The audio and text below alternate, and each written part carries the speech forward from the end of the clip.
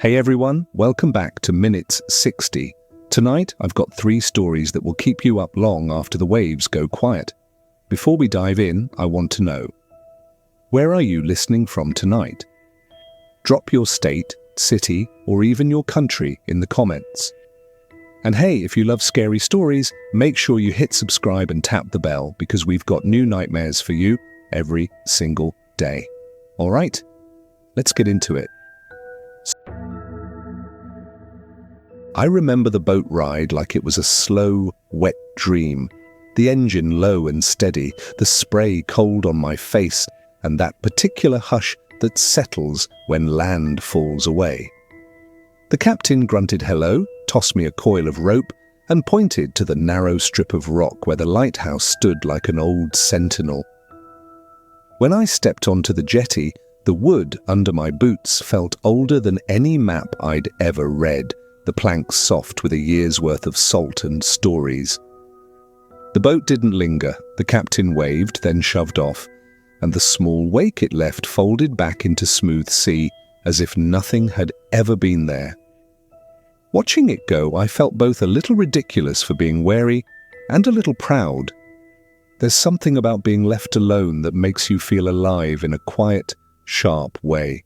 The lighthouse itself was smaller close up than I'd imagined from pictures, but somehow larger in attitude, paint blistered in places, a crooked brass plaque near the door, and that iron staircase spiraling into the heart of it. A single, narrow window caught what light was left and threw it back like a promise. The door creaked when I pushed it open. Not loud, just enough to say hello. And the smell inside was of old tea, oil, and seaweed that had dried and then been given back to the world. I set my pack down on the wooden floor and let my hands trace the banister for a moment, feeling the grooves where other hands had gripped before me. There's a comfort in that, a sense of human punctuation in a lonely place. The keeper's room was simple in that honest, pre-internet way. A small iron bed with a wool blanket folded at the foot, a kettle on a chipped stove, and a tiny table with a lamp that gave off a steady, forgiving glow. I found a mug in a drawer and warmed my hands around it while I unpacked the small things I'd brought: a notebook, a warm jumper, a thermos that had seen better winters. There were hooks for oilskins by the door and a mat worn into a crescent by years of tracked-in sand. I put a kettle on because making tea is the kind of small ritual that tells the dark you're not finished with the day yet. Even in a place like that, with the ocean pressing against the stone below, little domestic rituals stitch things back together. Outside, the day leaned toward evening, and the gulls argued with the wind like they owned the horizon. There's a rhythm to ashore lines, the call of birds, the slap of waves against stone, the distant clunk of something metal shifting with the ebb. I walked the perimeter barefoot for a minute because the cold felt good in a surprising way, and watched a fog begin to breathe itself across the water. It came slowly at first, a blanket pulled up over everything, then thicker, and then it was nothing but grey where the horizon had been.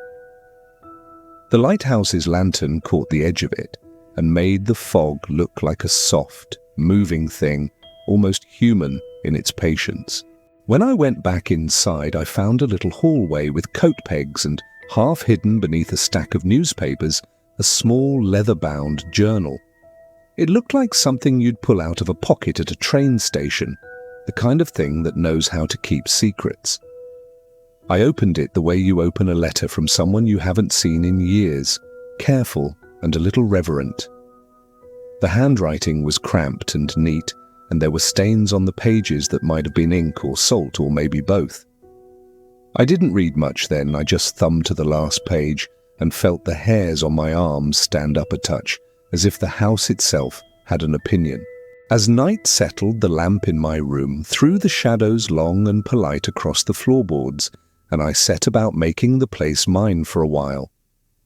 I fed the stove, checked that the matches were where they were supposed to be, and tightened the screws on the lamp glass as if a small, mechanical tenderness could keep things from getting dramatic. I set the kettle to hum and sat at the little table with my mug and the journal beside me, not ready to read, but not wanting to pretend it wasn't there either. There's a quiet bravery in sitting in a new, empty place and letting the ordinary things happen around you. Tea goes cold, a page turns in the breeze from a slightly ajar window, and you note it all like an anchor. Lying in that narrow bed later, with the blanket pulled up and the lamp dimmed to a soft halo, I felt the island press in from all sides, and oddly, it felt like company. The lighthouse made a sound as the beam turned, a polite, low creak, and I listened to it like someone counting sheep. For a long time I stared at the ceiling and watched the room breathe, cataloguing small noises, the kettle cooling in the kitchen, the soft scrape of something settling in the walls, maybe a gull finding a ledge. I told myself a dozen sensible things to sleep, and some of them worked. Still, before sleep finally came, I remember thinking that lonely places keep you honest about what you're afraid of, and that I had come here, of my own accord, to see what the dark wanted to say. I found the journal half hidden under a stack of newspapers, like it was a shy thing that hadn't quite decided whether to be seen. The cover was worn thin where fingers had held it, the leather darkened in a way that made me think of wet rope and old coats. When I opened it, the pages sighed a little, the paper soft and flecked with salt where seawater had once kissed the edges. There were small things tucked into those pages. A pressed scrap of seaweed, a browned receipt, the ghostly imprint of something that had been folded in there for years. The handwriting inside leaned one way like someone who wrote fast, while the world rocked underneath them. Short lines, careful dates, the kind of entries you make when you're keeping yourself company. At first, the entries read like a man who taught himself to keep tidy records of weather and work. Fog at dawn, lens cleaned, wick trimmed, boats checked, tide high at 10. He wrote the times he ate, odd little domestic notes, kettle boiled at 5, jar of lemon preserved, cat missing, as if listing small certainties would hold the rest of the world in place. The ink smudged sometimes like a teardrop or a damp thumb, and there were crossings out where he'd rethought a sentence and then softened it with another line. Interspersed with the practical stuff were tiny sketches, a quick spiral of the staircase, a crude drawing of the lantern glass, a little man in profile with heavy shoulders standing just off the rocks. Those drawings looked like they were made in a hurry, and then rubbed with the heel of a hand, as if to stop them from getting too bold. As I read further down the pages, the tone shifted, not drastically, but enough to notice. The sentences shortened, the weather notes narrowed into a kind of obsession. He began to mark the nights he heard knocking with a simple symbol, a cross in the margin, and there were more crosses with each passing week. On some evenings he wrote about the fog like it was a thing that moved with intention. On others, he described a sound that lived between the tides and the lantern's creak. There was one entry about a gull that wouldn't leave the same ledge day after day, and another about the way the lens shed a smear of light on the wet rocks that looked, from a certain angle, like a face. Reading it felt like following someone else's small footsteps across an otherwise empty house. The pages toward the end of the journal were the ones that made the kettle I'd set for tea go quiet in my hands. The handwriting there was more cramped, impatient almost, and the words folded into themselves as if the pen wanted to be done. The last clear entry was dated 3 months before I arrived, and it ended with a line that lodged somewhere behind my ribs. He keeps knocking at the glass. I mustn't let him in. I read that line twice, then a third time, the way you might taste a strange new liquor. Careful, measuring it, trying to find out what part of you reacts. The punctuation on the page made the sentence feel like a small lit fuse, deliberate and final. I can tell you the stupid, sensible things I told myself after reading that. People leave mysterious notes for a dozen reasons. Lonely people talk to themselves on paper. Storms make anyone's hands twitchy. But the honest part is quieter. I felt the hair rise along my forearms, that small animal sense that something had not finished a conversation here. There was also this tiny, guilty curiosity, like a child leaning over a well. Why did he stay, and what did he think would happen if he did nothing? The way the words sat on the paper made it feel personal, like an unfinished confession left on a bedside table. For a moment I imagined the man who'd written it, tired, careful, with a face like driftwood, and I felt unaccountably close to him. After a while I closed the journal but couldn't put it away. I set it on the little table beside my mug and smoothed the cover like one smooths a sleeping animal. I thought about writing there myself, making a small mark to say I'd been, that somebody new had come to the light, and that for now everything was ordinary. Instead I turned the pages back to where the crosses began and studied the spacing, like reading a map to a place I didn't necessarily want to go, but couldn't help but visit. The lamp hummed, the kettle cooled, and the fog outside breathed in and out as if nothing at all had happened. Before I slept, I tucked the journal under my pillow the way you might press a note into a book you want to keep warm. It was a silly thing to do, childish almost, but it felt like keeping company with the previous keeper in the softest way possible. I lay there thinking about the simple arc of a person who writes down the shape of their days and then ends with a promise to keep something out. And that thought carried me, oddly, towards sleep. Even then I felt a small, polite watchfulness in the walls, as if the house had folded the journal into its own memory. The last thing I remember before my eyes closed was the sound of the beam turning, a slow, mechanical whisper, and the journal itself, warm and weighty, beneath my head. I kept the lamp low that first night, mostly because the whole place felt louder with too much light. The beam up top kept its slow, mechanical sweep, and the sound it made, a soft, old sigh, became a kind of metronome for the room. My mug went cold beside me, and I told myself I could sleep whenever I wanted, that lighthouses make good white noise if you let them. There was comfort in the routine. Check the matches, trim the wick, make sure the glass nut sat snug against its frame. Outside, the fog moved like a patient animal shuffling around the base of the tower. Sometime after midnight, a small tapping started at the lantern room glass. At first, I thought it was gulls or some rope slapping the panes, so I pulled the blanket up and tried to ignore it. The sound was polite, like someone testing a window with a fingertip, unhurried and patient. It stopped after a few moments, and my shoulders unclenched. The stupid relief you feel when you convince yourself nothing will happen. Then it started again, this time with a rhythm that felt deliberate, like someone tracing the outline of a word on the other side. I climbed the iron spiral slowly, each step an echo that wound up and away again, and my palms left faint prints on the railing from the damp in the air. The higher I went, the smaller the world looked, until the sea was a flat grey smear and the horizon had been swallowed entirely by fog. I kept thinking of the sensible excuses, a branch, a rope, a gull.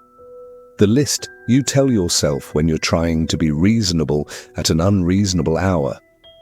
But the tapping resolved into a pattern the closer I got, not random at all, but patient and almost conversational. When I pushed the hatch into the lantern room, the smell of oil and metal hit me like a small, honest fact. I walked the narrow catwalk to the panes and pressed my forehead to the cool glass to see the night more clearly. The outside was nothing but that flat grey again.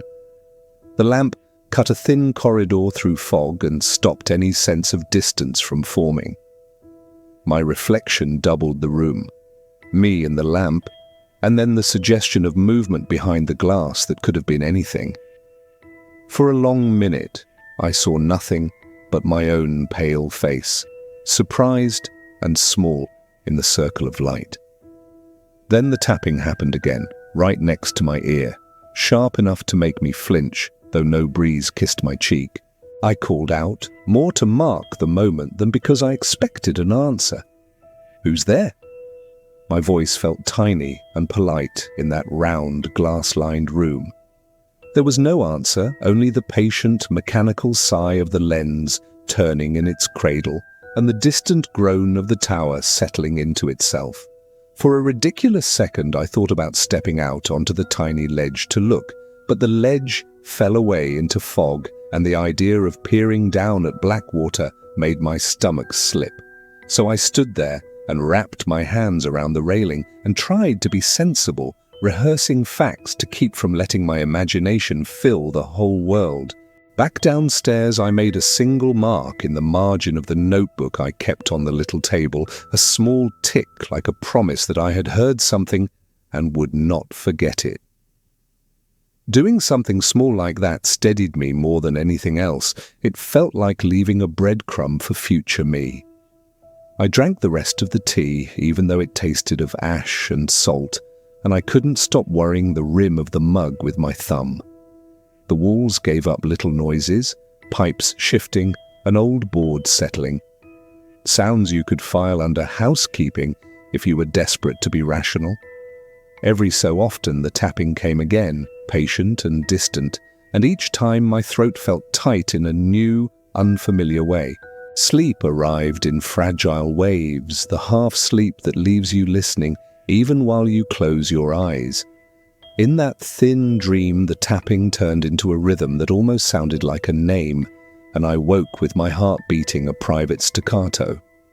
I sat there for a minute, breathing quiet so as not to announce myself. And then, finally, exhaustion did its work, and I slept the shallow sleep of someone who has been alone with the sea. In the morning, the light looked ordinary and honest, and the journal sat where I'd left it, but on the table beside it, the tiny tick I'd made had multiplied into a short cluster, as if whatever had tapped liked company. I remember that night because the fog was thick in a way I hadn't felt before. It wasn't the soft, rolling kind that just hides the horizon. It came up the rocks like breath, slow and persistent, filling the cove until the whole world smelled of salt and wet stone. The lighthouse lamp carved a narrow white tunnel through it, and the light looked embarrassed, as if it wanted to apologize for showing anything at all. I was up on the catwalk, hands tucked into my pockets, because the cold finds its way into your bones out there, watching the sea become nothing. And then, very quietly, I saw the shape. It was a figure, not detailed enough for a face, but tall enough to tilt the air where it stood. At first I thought it was a rock or a gull with its wings folded, some sensible trick of the fog and my tired eyes, but the posture was wrong for either of those things. The figure was standing a little off the regular rocks, as if it had chosen a place that let the lamp miss it on purpose, and it didn't sway with the wind like everything else did. There was a wrongness to the stillness. Not the upright, stubborn stillness of a statue, but the easy kind that pretends to be waiting, like someone who knows exactly when to blink. I remember thinking, absurdly, that someone had come out to watch the light, and that whatever fear I felt was more about being seen than about being alone. I squinted and turned the glass in my hands until the world blurred a little, trying to give the sensible part of me a chance to explain it away. Maybe it was a keeper from the neighbouring point, maybe a fisherman stranded by the fog, maybe a man in oilskins, and each explanation felt momentarily plausible before the next second undid it. I called down the stairwell, my voice small and uneven. "Hey, you okay out there?" And the fog ate my words like someone with a big mouth. No answer came back, and the figure did not move, not a muscle, not a nod. not the slight rustling you expect with a person. That not moving settled in me like a stone. It sounds ridiculous, but I start to pay attention to the small rules of places like that, the things that say whether the world is still functioning normally. I fetched my old oilskin and the headlamp I'd brought, the one with the soft yellow beam, and I went out onto the narrow ledge with the railing because curiosity always seems smaller in the light of a headlamp. The beam cut through the fog in a fat cone, and when it passed over where the figure stood, there was nothing there, just a wash of grey and seaweed-slick rock. But then as the beam moved on, the air where the figure had been held, the shape like a negative, a little absence that the light could not fill in. It was like looking at a place where someone had been and the world had not yet forgiven them for leaving, a neat, wrong place that should have held things but did not. My hands were unsteady when I tightened the strap on the lamp, and I remember telling myself aloud to be sensible, to go check the far rocks in daylight with a margin of company. I tried signalling. 3 clicks on the lantern, then a slow sweep to the left and back, an old lightkeeper's habit for hello or are you all right? And the figure didn't acknowledge it. There was no flicker of movement, but the fog around where it stood thickened a shade darker, like ink dropping into water, and the air made a sound that was less wind and more a held breath. It didn't feel like someone hiding. It felt like something waiting for permission, patient as a tide and just as inevitable, and that idea sat in me with a kind of cold respect. For a while I kept watching, long past the point where it seemed useful, because there is a peculiar lull of attention that falls over you in those places, like listening for a train that might never come. Eventually I walked back inside with the lamp and closed the hatch, but even then I had the odd sensation of being observed by a silence that wasn't mine.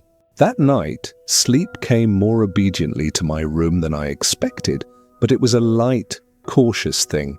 Every small creak made me start as if I didn't trust the building to keep its secrets to itself.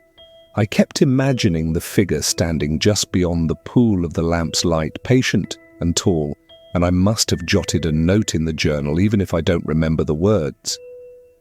At 2 a.m, I woke and went to the window, half hoping the silhouette would be gone, half hoping it would still be there so I could prove to myself that my eyes hadn't tricked me. The fog had shifted. The rocks looked like torn black cloth, and the place where the figure had stood was empty save for a darker damp in the stone. I told myself that was that, an end to it, small and dull, and then, in that thin hour, I heard the knock not on glass this time, but elsewhere, a soft, insistent tap that made the old stair moan. In the morning, I found new footprints on the path leading up from the cove, not long or wide, but oddly spaced, like someone had taken measured steps and tried to keep cadence with the sea. They stopped at the base of the lighthouse and didn't go around it, as if the person had gone up inside rather than walking the perimeter, which made me frown and jot another cross in the margin of the journal.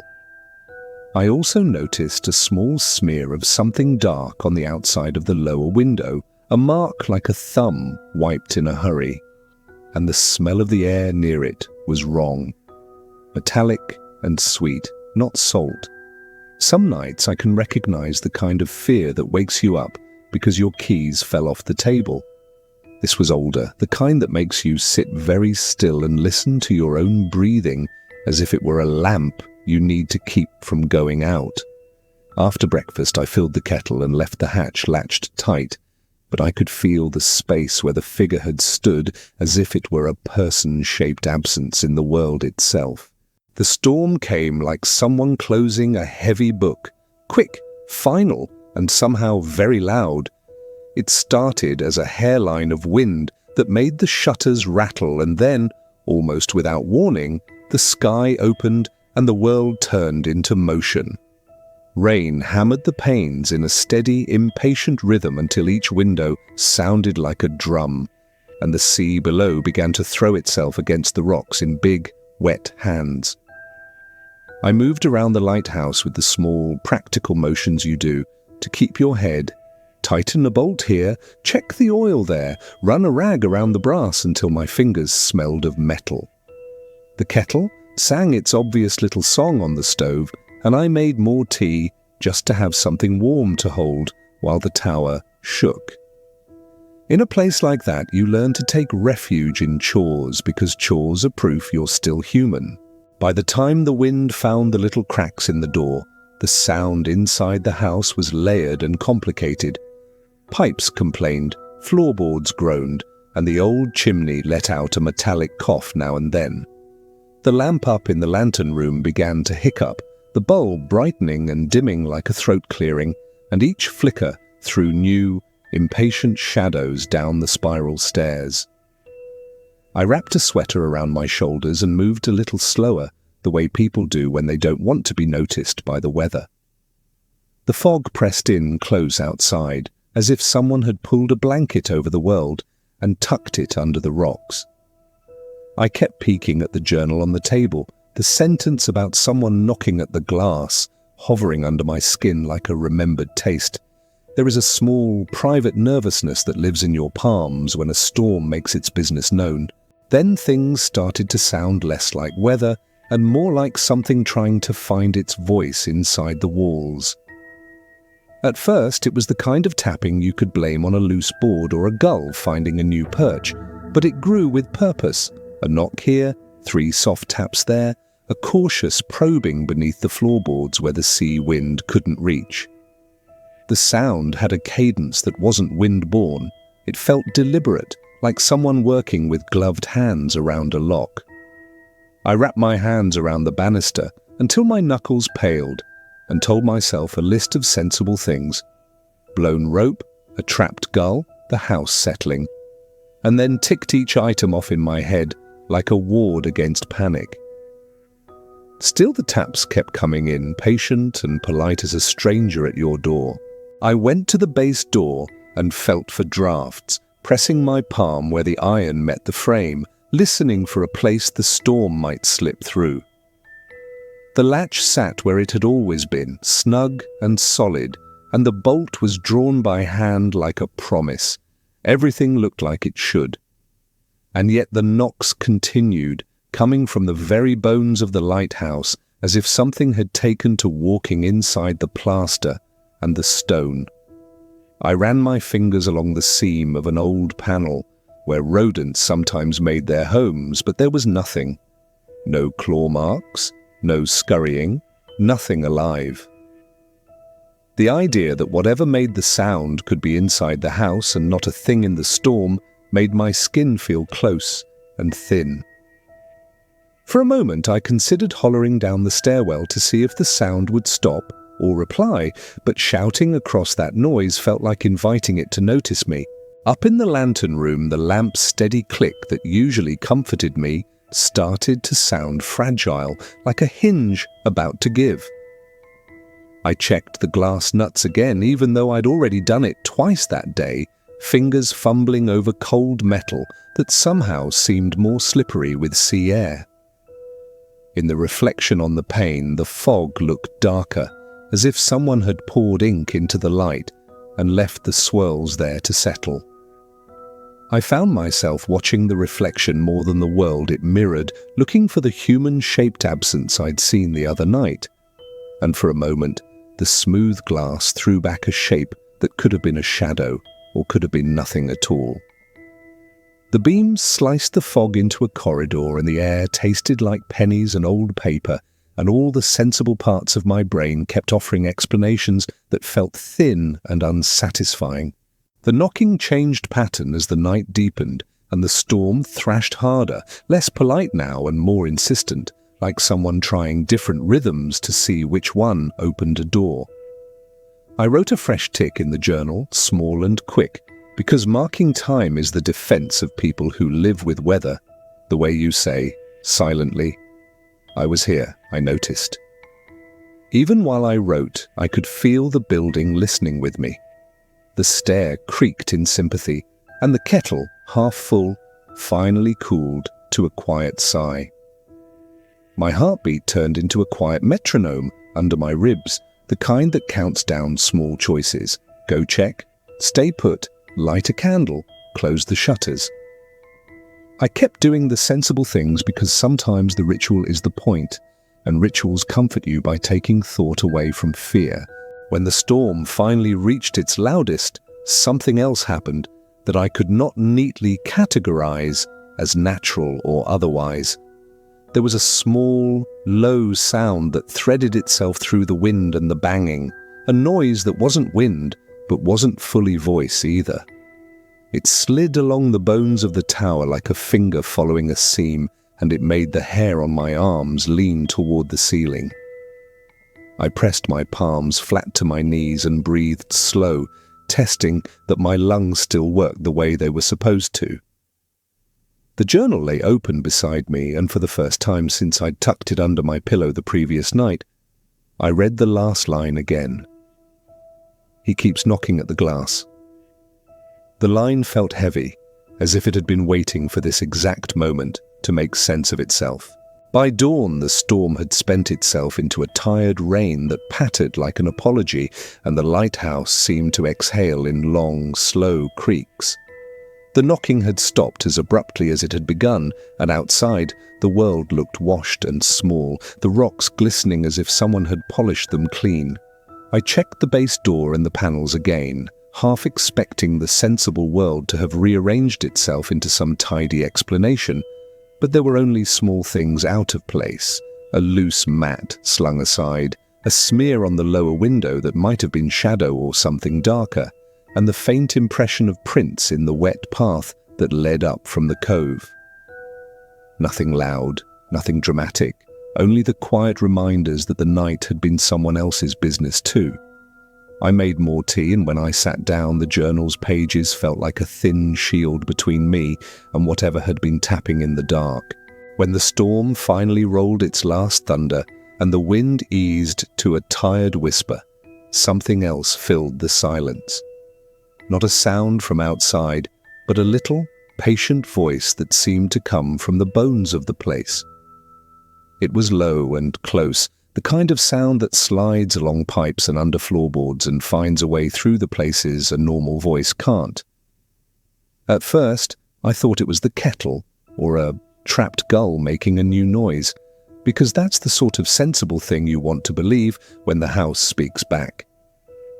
Then the voice shaped itself into words, slow and soft, and the instant comprehension of human language made the hairs on my arms stand up like a row of tiny flags. It didn't call my name or shout, it sounded tired, like someone who had been talking for a long time and was finally allowed to rest between sentences. I sat very still and tried to remind myself that this keeper's life had a lot of lonely sounds in it, and loneliness often learns to speak. The first phrase was almost apologetic. So small I had to lean into the room to catch it.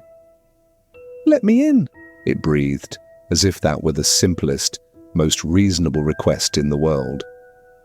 The way it said the words felt ancient and oddly intimate, like an old man asking to come in out of the rain. It made no demand of me, no force, just a steady, patient asking that threaded through the house like steam. For a second I laughed at myself. Quiet, half a breath. Because how else do you respond to a voice in the walls aside from pretending you haven't noticed? My hands curled into fists in my lap. Not from anger, but from a little, instinctive readiness, the way you hold your hands before you steady a ladder. I thought about the journal on the table and the cramped last lines I'd reread that morning. He keeps knocking at the glass. I mustn't let him in. That sentence sat like a clean stone in my head now, hard and simple. But the voice didn't sound like a thing that wanted to smash anything. It sounded like someone who'd been standing in rain for a very long time and had learned the art of asking without frightening the birds. I tried to imagine the previous keeper, pen hovering, choosing those words with care. Maybe he had meant it literally, maybe he had meant something else entirely. The contradiction between the journal's firm little ward and the voice's gentle pleading twisted a little in my chest and made me feel foolish and frightened at once. "Who are you?" I asked out loud, because silence in a lighthouse begins to feel rude after a few minutes, and I needed to fill the air with something that suggested control. The reply came slower this time, like someone fishing a word out of the tide. "The one you promised." The voice folded the phrase in a close, domestic way, as if it was referring to an ordinary, agreed task between neighbors rather than some cosmic bargain. For a cold second, I remembered nothing at all. No promises, no bargains, only the journal and that neat cross-marked margin.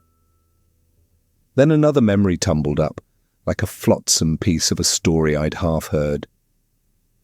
Keepers sometimes left things at the base for others, small tokens, a promise to watch a light in someone else's stead. But the way the voice said it made the little possible memories feel thin and suspicious. It occurred to me then that maybe promised meant something small and human. Maybe a promise to keep another's lamp lit on a particular night. Some old superstition about watching a light for a lost boat. That felt safer. I tried to answer in the tone people use for neighbors you don't know well, practical and kind, not theatrical. "I don't know what you mean," I said, and kept my voice steady on purpose, like I was telling someone the time. The voice answered with a sound that curled around my name in my mind, though it never actually said it.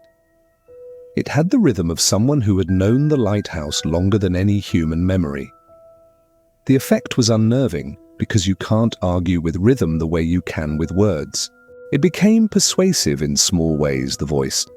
Not ravenous, not cruel, but coaxing, like someone reading a very long, patient letter. It spoke of damp hands that couldn't warm themselves and of a cold that makes the teeth ache, the kind of little details that make you picture a person rather than a monster.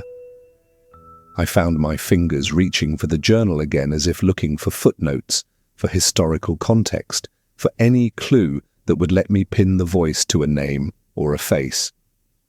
The pages around the last entry had small, neat additions in pencil I hadn't noticed before. A slanted line here, a careful loop there, like someone had gone back and underlined the parts that mattered. That made my throat tighten because it suggested dialogue, not monologue, that there had been conversation here before I arrived. All that night, I lay awake, listening and half listening, the voice a tide beneath my other thoughts. Sometimes it sounded patient. Other times it sounded as if it were rehearsing the same line over and over, like a throat practicing the shape of a sentence. I tried to bargain in my head, absurd little trades you make with yourself to keep fear manageable. Keep the lamp lit and nothing more. Say a prayer, leave a light on in the kitchen. Each idea felt childish and also like a rope I could grab if I needed to pull myself out of a panicked headspace. In the end, I did what any sensible, sleepless person would do. I made another cup of tea, tucked the journal closer, and let the lamp hum on, thinking the small domestic things might be more powerful than courage alone. When morning bled into a thin, cold light, I felt stupidly brave and a little foolish for having felt afraid at all. I went down to the kitchen to make tea, the small domesticity of it a kind of protest against whatever had been talking in the night. The kettle hissed and the house creaked, and I told myself stories about drifting ropes and gulls and fishermen who liked odd hours. Still, there was a small notch of worry at the base of my throat that wouldn't smooth out, like a folded note you can't ignore. So, because anxious people look for work, I went to check the base door, the thing every sensible keeper checks twice before breakfast. The latch wasn't where I'd left it. It was a hair open, the iron giving as if someone had pushed it from the outside and then stopped, like they couldn't make up their mind. For a second I just stood there, and looked at the gap and counted ridiculous practical options: wind, a bad bolt, someone who'd misplaced their keys. None of those things fit when I peered closer and noticed the thin smear of damp along the threshold, salt dark and a little sticky, like someone had pressed a palm there and then hurried away. My stomach did a quiet, heavy flip because the world of checklists and chores had suddenly been interrupted by an action that implied intent. Footprints led up from the cove in a neat little line, the edges still soft where the rain had washed them into relief. They weren't big and clumsy like a fisherman's. They were compact, measured, like someone taking small, careful steps to keep rhythm with the surf. The toes fouled the sand in places, a distinctive drag sometimes, and the spacing between steps was too regular for a drunk walk or a hasty run. When I crouched down and reached out, the print didn't feel like a shoe so much as a sole with a pattern that reminded me of something old. Hobnailed, maybe, or a boot stitched by hand. I pressed my thumb to the damp impression and tasted salt on my lips without meaning to, the ocean still very close in every small thing. I called out the way people do when they're trying to be sensible and loud enough to be recorded by their own sense of control. "Hello? You all right?" The sound went up and was swallowed by the hollow bones of the tower and came back hollower. No answer. Only the drip of water somewhere under the stairs and a gull complaining like a neighbor throwing a tantrum. The thought of chasing the footprints down in the rain had a certain cinematic romance to it. Wet coat, lantern raised, you find the tragic figure and everything resolves. In my head, I had that sort of scene, and then reality leaned in with its smallness. There was responsibility to the lamp, to the coil of rope, to the little rituals that keep things from falling silent entirely. The prints led right to the foot of the stairs and then vanished into the spiral like someone had climbed up inside the house instead of moving around it. I ran my hand along the railing that had already learned the shape of my palm and began to climb, slow and steady, because a spiral staircase always makes your senses contract and your thoughts go narrow. Each step echoed with the hollow sound a lighthouse seems to keep in its belly, a loose, patient drum counting the climb. As I went higher, the air grew colder and smelled faintly of something metallic, like coins or old hinges, and my breath misted with each exhale. Halfway up, I stopped and listened. The house held its breath with me for a long, polite moment. At the landing, the prints began again and threaded across the floorboards toward the ladder that leads up to the lantern room, small, wet dabs that looked like someone had been trying not to leave a story, but ended up writing one anyway. My hands were not steady when I straightened, and the lamp at my head shook a touch when I picked it up, the beam wobbling as if it had a small, private tremor. I kept imagining the person who made those prints. Maybe a keeper from another time, maybe a fisherman trying to find shelter, maybe someone who had lost their way. And each image felt both possible and too neat. Near the ladder, there was a smear on the wood like a palm wiped in a hurry, darker than salt and with a little grain to it. For a stupid second, I wanted to prove to myself that it was only oil or tar, but when I leaned in, the smell made my nose tighten. Iron and sea and something older that I couldn't name. I could have closed the hatch and bolted it and told myself that logic and bolts were enough to stop anything you didn't like, and for a moment I almost did.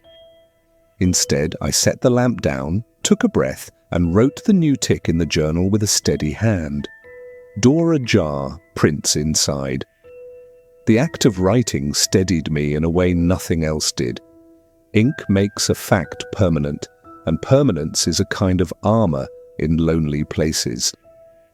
I left the journal open on the table because some small ritual says the written line will keep company with you if you need it. Then, like a person who has promised not to be foolish but is anyway, I climbed the ladder up toward the lantern room to see what the prints had meant. At the top, the glass was cooler than I expected, and there were droplets like a constellation across the pane, each catching the light in a small, honest way. My reflection looked different up there, knotted, sleep-creased, small, in the giant ring of the lantern. And then, in the lower corner of the glass, where the droplets clustered, there was a clear, long smear, as if a hand had been dragged down in a hurry.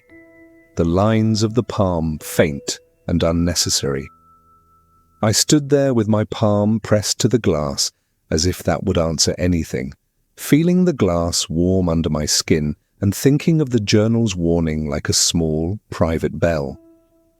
The house felt full of a presence that was patient and oddly polite, like someone who waits in line and doesn't complain, and in a way that was almost the worst kind.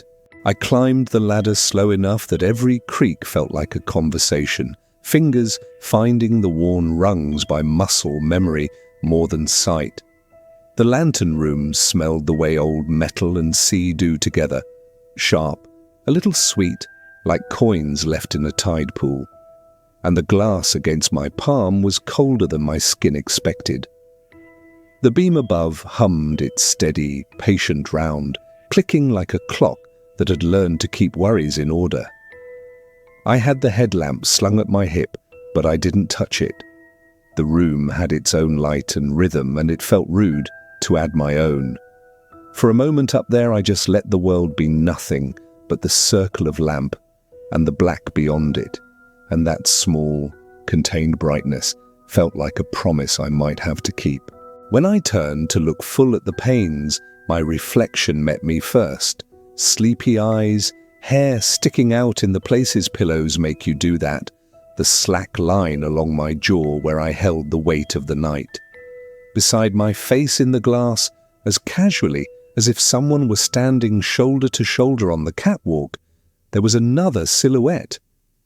At first, it was nothing but a darker smudge in the corner of the reflection, the kind of shadow your brain makes to fill empty spaces, but it resolved into a man after a breath or two, soaked through, hair slick to his forehead, standing just behind where I should have seen no one. He smiled in the glass like someone who knew a small, private joke and expected me to eventually, awkwardly, laugh along. I froze the way you do when you're trying not to startle a sleeping dog. All the action in me went small and careful. My first sensible thought was to twist around and check the catwalk. Maybe someone had climbed and taken shelter. But when I did, there was nothing. The railings were empty, the coil of rope neat where I left it. No boots on the mat. The man stayed where he was in the glass, as real as condensation, and his smile didn't change with my movement. It was the kind of smile that makes you notice how your hands are suddenly heavy, like the rest of your body forgot what to do. For a sliver of time I tried ridiculous rational rules. Reflections can double images, fog can make a trick of light, maybe I was cross-eyed from lack of sleep. None of those rules answered the small, insistent feeling in my chest that this was not a trick. Closer now, because curiosity is a stubborn animal, I brought my palm to the pane where his shoulder appeared in the glass and felt the glass cool under my skin.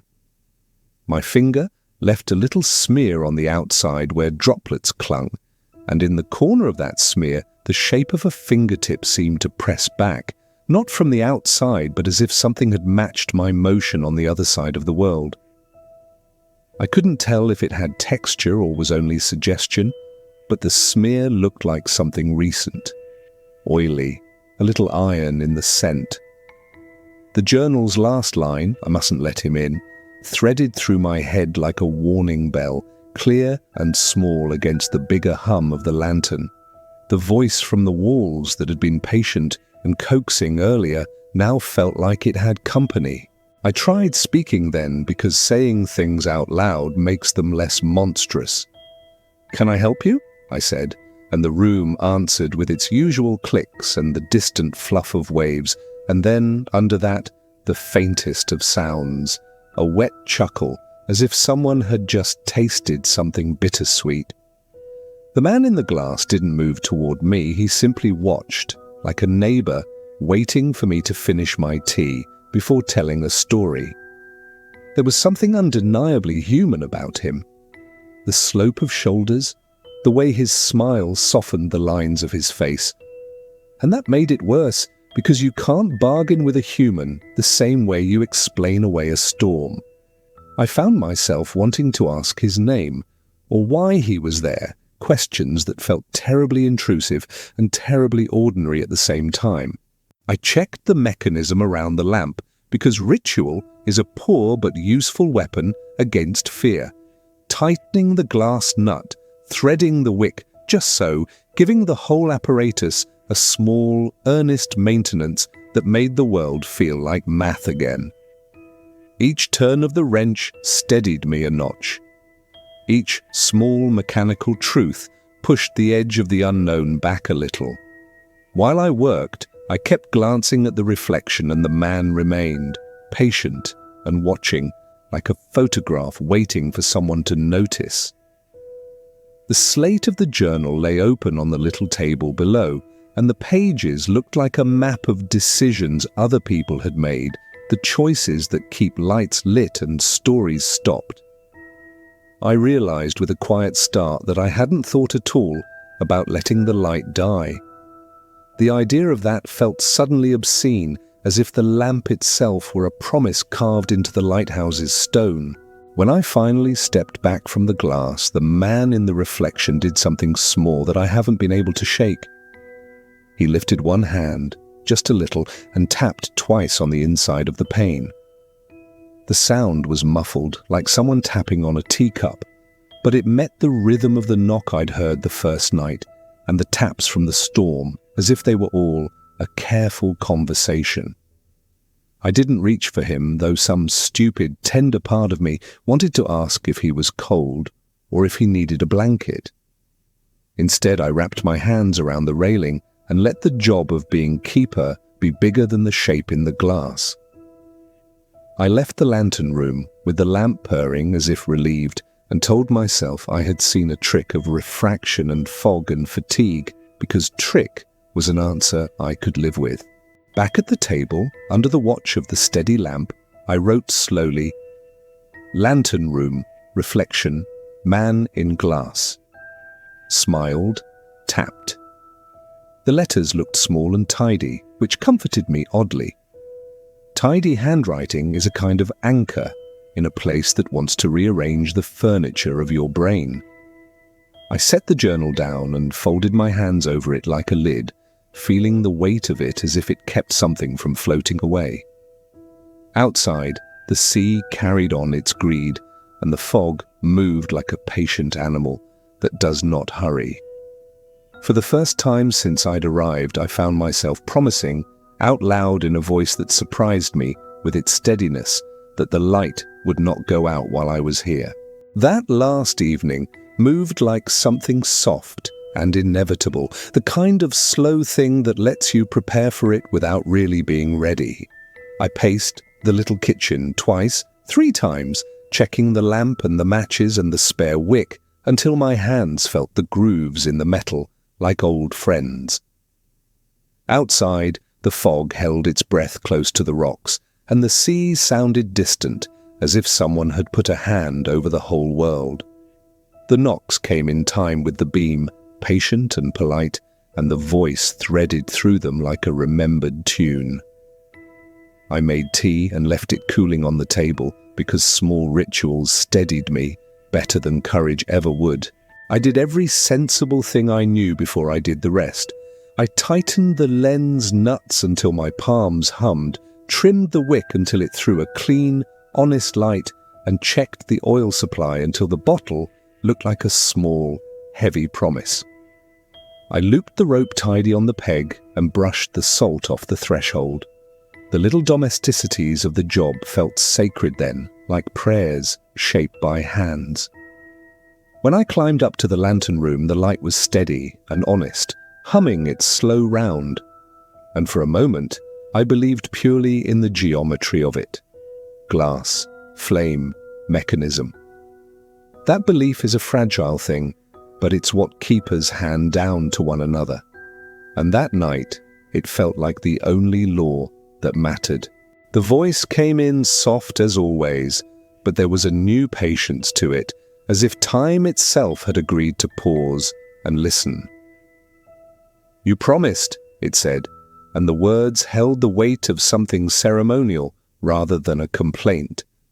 I could feel the old entries with crosses in the journal like little nails under my fingernail, reminders of a promise someone else had made and left behind like tools. There was an argument in me that was equal parts curiosity and duty. Find out what the promise meant, or hold to the small rule that keeps lights from going dark. I answered in a whisper I barely heard myself. A small, human refusal, and a question half-formed about how you negotiate with a thing that has learned to wait. The choice I made wasn't theatrical, it wasn't a last-ditch heroism or a grand surrender.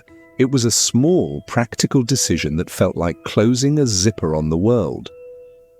I opened the lower vent a hair, the kind of thing you do to let air move and to keep condensation from forming inside the glass, and I spoke plainly into the frame, not a plea, more like a ledger entry.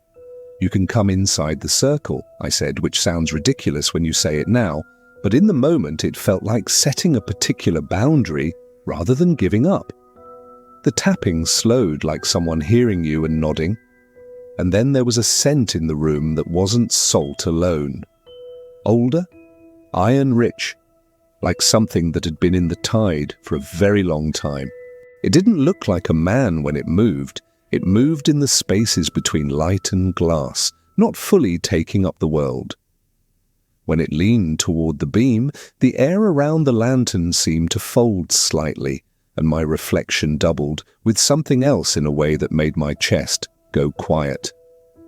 I could feel a weight at the base of my throat, like a small tide pressing inward, and then I did the only thing that made any sense to me. I set the journal down on the little table, and, with hands that trembled a little, I wrote. My handwriting was smaller than usual because small ink keeps fear tidy. The line I left was simple and not theatrical. "He's inside now. The light must never go out." After I wrote it, I tucked the journal where the supply man would look, under the kettle, where someone who liked routines would lift the pot and find the book. I folded the paper over like tucking a child into bed, and felt, for the first time since I arrived, a quiet that wasn't quite peace but wasn't panic either. What happened after that blurs around the edges for me. There are pieces I can show, like pennies on a table, a smell of kelp and iron, the soft press of glass against my palm, the sensation of the lamp's warmth moving from something mechanical to something more like a presence. My memory becomes a shallow pool there, reflections, a small knock that matched my heartbeat, the beam turning and always finding the sea. Weeks later, I heard about what the supply boat had found because someone told the tale in a town that likes to pass along small tragedies with a wink. They said the light was on when they came and that the mechanism ran clean and true, but that when they looked for me, I wasn't there, just a journal open to a new page and a cup of tea gone cold. Maybe that's exactly what I wanted them to find. Maybe I left in the boat for reasons that feel a little shameful to admit. Or maybe I stood at the glass and then simply stepped into the shape that waited for me. I don't have a tidy ending to hand you, only a small instruction and the memory of the lamp's honest click as it turned. So if you ever find yourself alone with a light that repeats its small promise, keep the wick trimmed and the oil full and the glass clean, because some things are kept at bay by good housekeeping more than by prayers. I learned that the hard way, through small domestic acts done with the seriousness of a priest setting bread on a table. The journal is there if you find it, take the line as you will. And if the knocking starts at night, be practical first. Make tea, check your matches, and then remember this old man's last handwriting. Keep the light, because that's what keepers do, and sometimes keeping it is the only bargain you can make with the sea. You know, lighthouses always seem to carry this mix of safety and sorrow, like they're meant to keep others alive while slowly swallowing the keeper whole. That story still sits heavy with me. The thought of light as both salvation and a cage. But the sea isn't the only place where shadows linger. Sometimes the dark shows up in quieter corners of life. Places we're supposed to feel safe. Places where nothing should be wrong. The next story drifts us inland, away from crashing waves and foghorns, into a space that feels more ordinary, but no less unsettling. Because when the night stretches long and you're the only one awake, even familiar walls can start to whisper. All right, let's move into the second tale. I remember the first night I stayed by the lighthouse, truly on my own. It was twilight when I arrived. The air already had that edge of chill, the kind that wraps around your throat like a scarf you didn't ask for. The tide was slipping back, leaving the rocks slick and glistening. And above it all, the lamp had just begun its turn. A long, slow sweep across the water, across the darkening sky, across me. It wasn't a grand welcome, not heroic, just steady, like a nod from someone who has been waiting without hurry. The path to the cottage crunched under my shoes, shells breaking here and there. The key was heavy in my pocket, too heavy for such a small door. When it turned, the hinges gave that low creak, the kind of sound that belongs to old wood and salt air.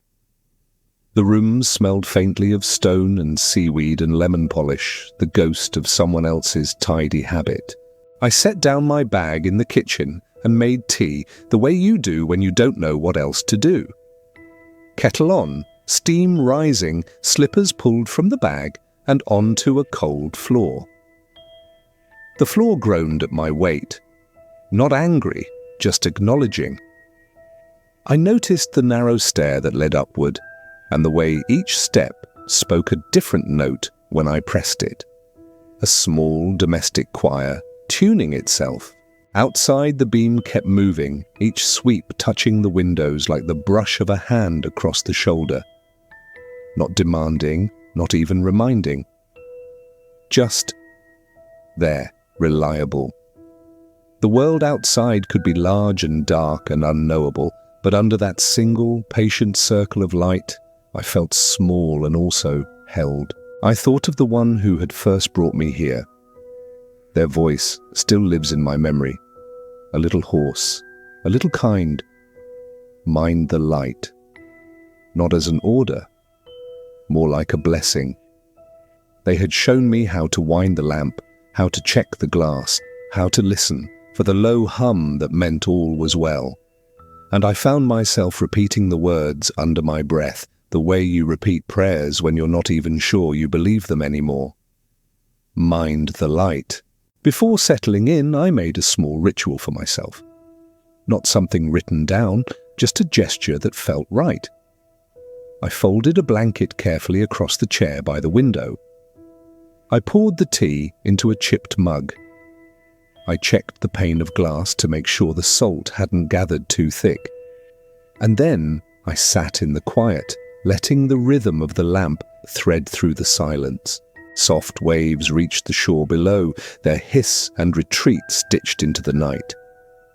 A gull cried once, far away, already half asleep. The kettle's warmth still lingered in my hands, though the cup was empty. And beneath it all, that low, steady, mechanical hum. Not loud, just present, like the sound of someone breathing beside you in the dark. It felt, in that moment, like a small promise. The sort of promise that doesn't rush, that doesn't declare itself loudly. The kind that arrives slowly and quietly and teaches you to listen. I used to watch the lighthouse from the hill behind my house as dusk folded itself over the fields. From that distance, the beam didn't feel like a tool so much as a small, steady star someone had left there on purpose. The light would sweep and then pause, and in that pause the world seemed to breathe with it. Sometimes I'd sit with my elbows on my knees and just let the rhythm do its work, like falling into an easy song. It felt private and public at once, a thing the whole town could see and also a secret I kept for myself. Or I would count the sweeps, not out of superstition, but because counting gives shape to a loose night. 1 sweep, 2, 1 sweep, 2, like a metronome keeping time for thoughts that otherwise drifted. I remember once timing it with my heartbeat until the 2 matched, and I felt anchored in a way that surprised me. Sometimes neighbors walked by on the gravel path and nodded, and we would both keep watching without talking. The porch creaked under me, and the grass breathed around my ankles, and the light stitched a thin, pale path across the water that made the distance feel navigable. That tiny ribbon of brightness made the far sea feel less like emptiness and more like a possibility. Distance lets the imagination tidy things up. It fills in gaps with stories that make sense. When I was far enough away, the lighthouse could be whatever I needed it to be. A guardian, a lighthouse keeper's lantern, a single eye that opened for a friend. Back then, I liked to believe the keeper was solitary by choice and full of small kindnesses, leaving wrapped fish at doorsteps and fixing nets for children. The further the light, the more generous the story. Up close, the screws and grease that hold a light together are loud and plain. From the hill, though, the mechanics didn't matter. Only the pattern did. One evening, a long time ago, I sat there until the moon rose and the light kept swinging like it had been doing for 100 years. A woman across the next field brought out a thermos and a blanket, and we shared both without needing names, as if the place had given us an agreement to be quiet companions. We traded nothing but glances and the occasional soft laugh when the beam caught a wave and made it sparkle like someone shook a jar of coins. I remember thinking then how many small, human arrangements the lighthouse must have witnessed, meetings that required no telegram, reconciliations that didn't need speeches. The light makes a kind of company that doesn't demand conversation, and that night I liked the company very much. I left with a warmth in my chest that had nothing to do with the thermos. Watching the light from a distance taught me how to watch time itself without panicking. The beam rotates at its own slow pace whether I'm fretting about a missed train or celebrating something I'll say one day soon. There is a steadiness there that doesn't bargain with my anxieties. It simply exists and keeps on. Sitting and watching tames the urgent part of me that wants to tally every loss and win. It becomes a kind of lesson in humility, the quiet reminder that not everything needs immediate action. The light is a meter I can tune my breathing to, and slowly my thoughts settle. People brought their own myths to that hill, and I borrowed some of them like scarves when nights got cold. A fisherman swore the light had once shown him the shape of his wife's face in fog, and he'd sailed home faster for it. A teenager claimed the lamp winked at them in Morse code only teenagers could understand, which made the rest of us laugh and then nod as if the claim were a kind of truth. Children drew the lighthouse as a smiling tower in crude crayons and handed them to us through the gaps in fences. I collected those small inventions without judgment. They felt like offerings, each story layered with the last until the lighthouse had more lives than a single building should rightly hold. Sometimes the light would feel distant in a way that lived inside my chest, like a person I admired from across a room and never spoke to. I would imagine the keeper's slow routine, the polishing, the winding, the little notes tucked into logbooks, and that imagined life seemed as real as my own. A boat's distant hum would underline those thoughts, small and steady, and a dog barking down by the shore would make the air snap into place. On some nights, a lone fisherman would tip his hat toward the beam as if to say, "Thank you," and I liked watching that exchange of manners between man and machine. Those tiny interactions made the lighthouse feel embedded in people's habits, woven into the ordinary ornaments of daily life. The distance didn't make it less present, it made it part of the background that supports everything. From that hill I thought it belonged to everyone, and to no one at all. That thought comforted me. It meant the light was both public kindness and private solace, an unclaimed generosity. I would come home with my pockets lighter and my head clearer, the night's rhythm still tapping in my ears. Some evenings I felt bold enough to believe that if something in my life went off course, that sweep would notice and gently nudge me back. Mostly, though, I learned to let the light be what it was, a patient thing that did not need my explanations. I kept watching, and in watching, I felt less alone. Some nights, sleep just won't come, and those are the nights the lighthouse becomes the thing I talk to. I lie in the chair by the window, curtains barely moving, and the lamp's sweep paints a slow, white arc across the floor. The mechanical click as it turns is a private metronome. It keeps time for a head that otherwise runs toward small catastrophes. My breaths feel loud in the room, the kind you notice when there isn't much else to notice, and the air seems to hold on to them like a thought. I watch the light because watching is something I can do that doesn't cost anything. It doesn't demand a decision, just attention. So the night stretches, a ribbon of dark threaded through with that steady, patient sweep. I start counting, 1 sweep, 2 sweep, 1, 2, a childish rhythm except it works. There's comfort in numbers that aren't trying to be clever, they only do the one job and they do it well. I match the beat to my pulse until my heart and the lamp fall into a lazy, ridiculous sync, like two imperfect instruments agreeing to play together. When they align, I feel anchored, like a boat that's finally found a mooring after drifting in a harbour. Thoughts that would usually pass in a hurry slow down and line up like children called to dinner. I can see them, set them down, and pick them over gently. Counting makes the sky less hungry and gives the dark an edge you can touch. The thoughts themselves are domestic and small at first. The phrase I said too quickly at lunch, a bill I forgot, the smell of someone else's coat. Then some of them sprout legs and walk into larger rooms I hadn't wanted them to visit. Old arguments, a slammed door, a face I haven't seen in years. Those big rooms are noisy, but the light cuts a clean line through the clamour, carving a quiet corridor where I can pass memories slowly. I replay an argument like rewatching a scene, looking for the precise second a mood changed, like a diver searching for the seam of a reef. Sometimes curiosity takes over, and I imagine other people awake under other lights, wondering the same silly, sharp things as me, and that thought eases the sting a little. The lamp's sweep sets the pace for wandering. It keeps me from rushing toward hasty conclusions in the dark. After a while, a thought settles, smooth and stubborn. Someone depends on this light.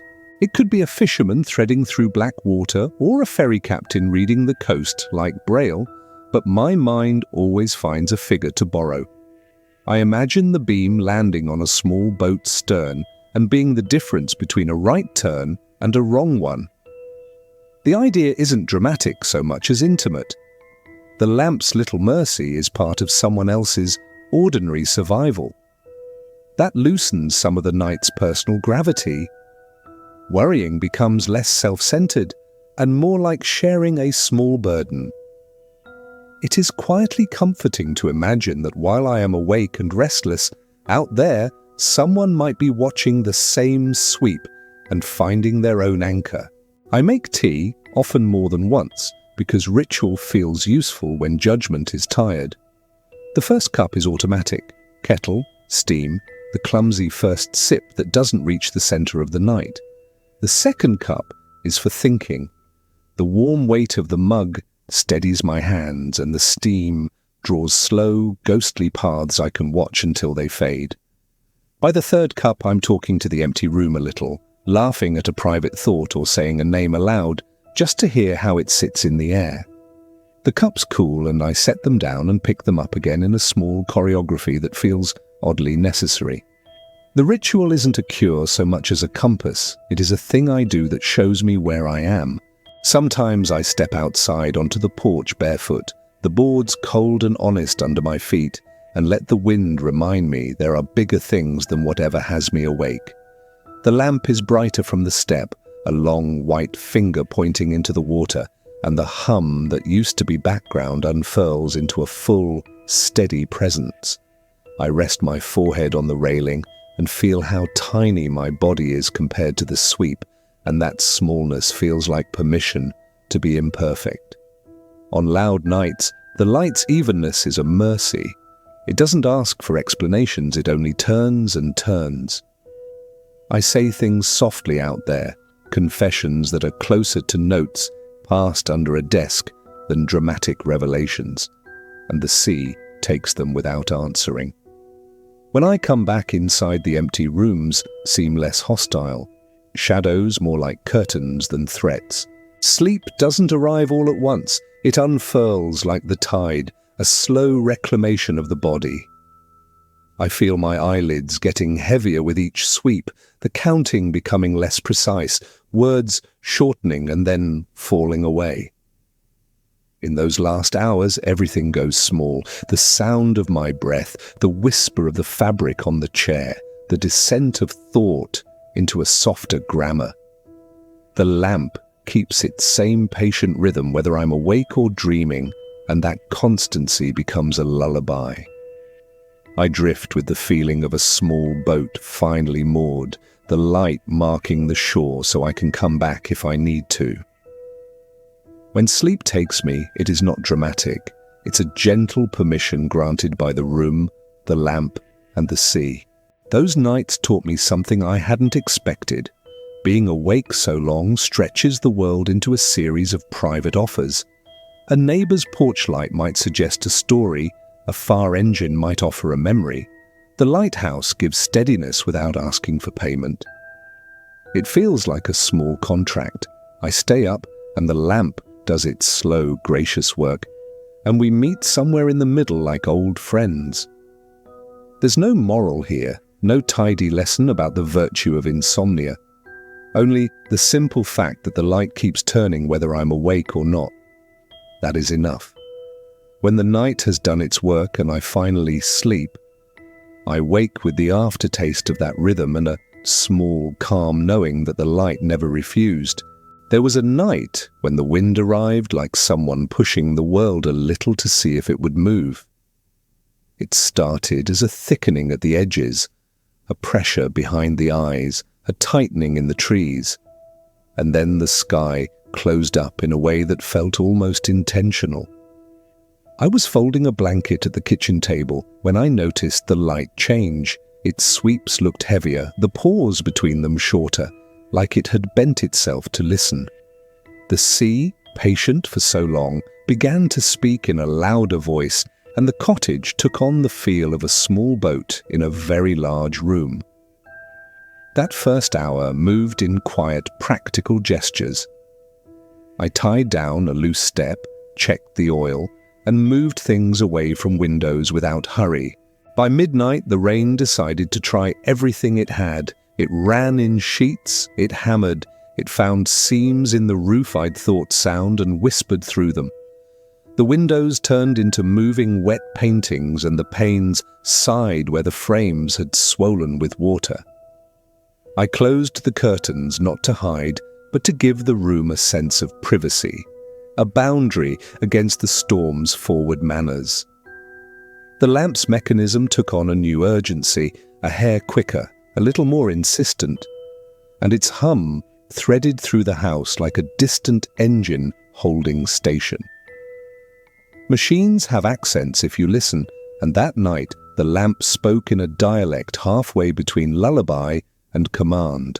From the top of the spiral, the world dissolved into blur and water. The glass became a churn of salt and rain, and the light reached and withdrew like a patient hand. The Fresnel lens turned the storm into rhythm, slicing grey and throwing pale dots across the fighting sea. Gears argued under the weight of weather, a low, complaining music as oil fought to stay where it belonged. Up there, close to the glass, the machinery was less a collection of parts and more a stubborn living thing refusing to quit. In the pauses between sweeps, the fog swallowed sound until my breath felt like the loudest piece of company I had. Partway through the night, a voice crackled out of static on a handheld radio. A small skiff, off course, and without a proper light, asking for bearings like someone asking for directions in the dark. The voice was polite in the way frightened people can be polite. There was a steadiness beneath the panic that made me do my small, useful tasks without theatrics. I found the chart, rang the harbour, relayed a few bearings, and felt focus settle over me like a coat. The lighthouse did exactly what it had always done, and the magnitude of that quiet competence felt enormous in the moment. When the skiff's engine finally bit back to life and the thanks came over the radio, relief ran through the room like a warm current.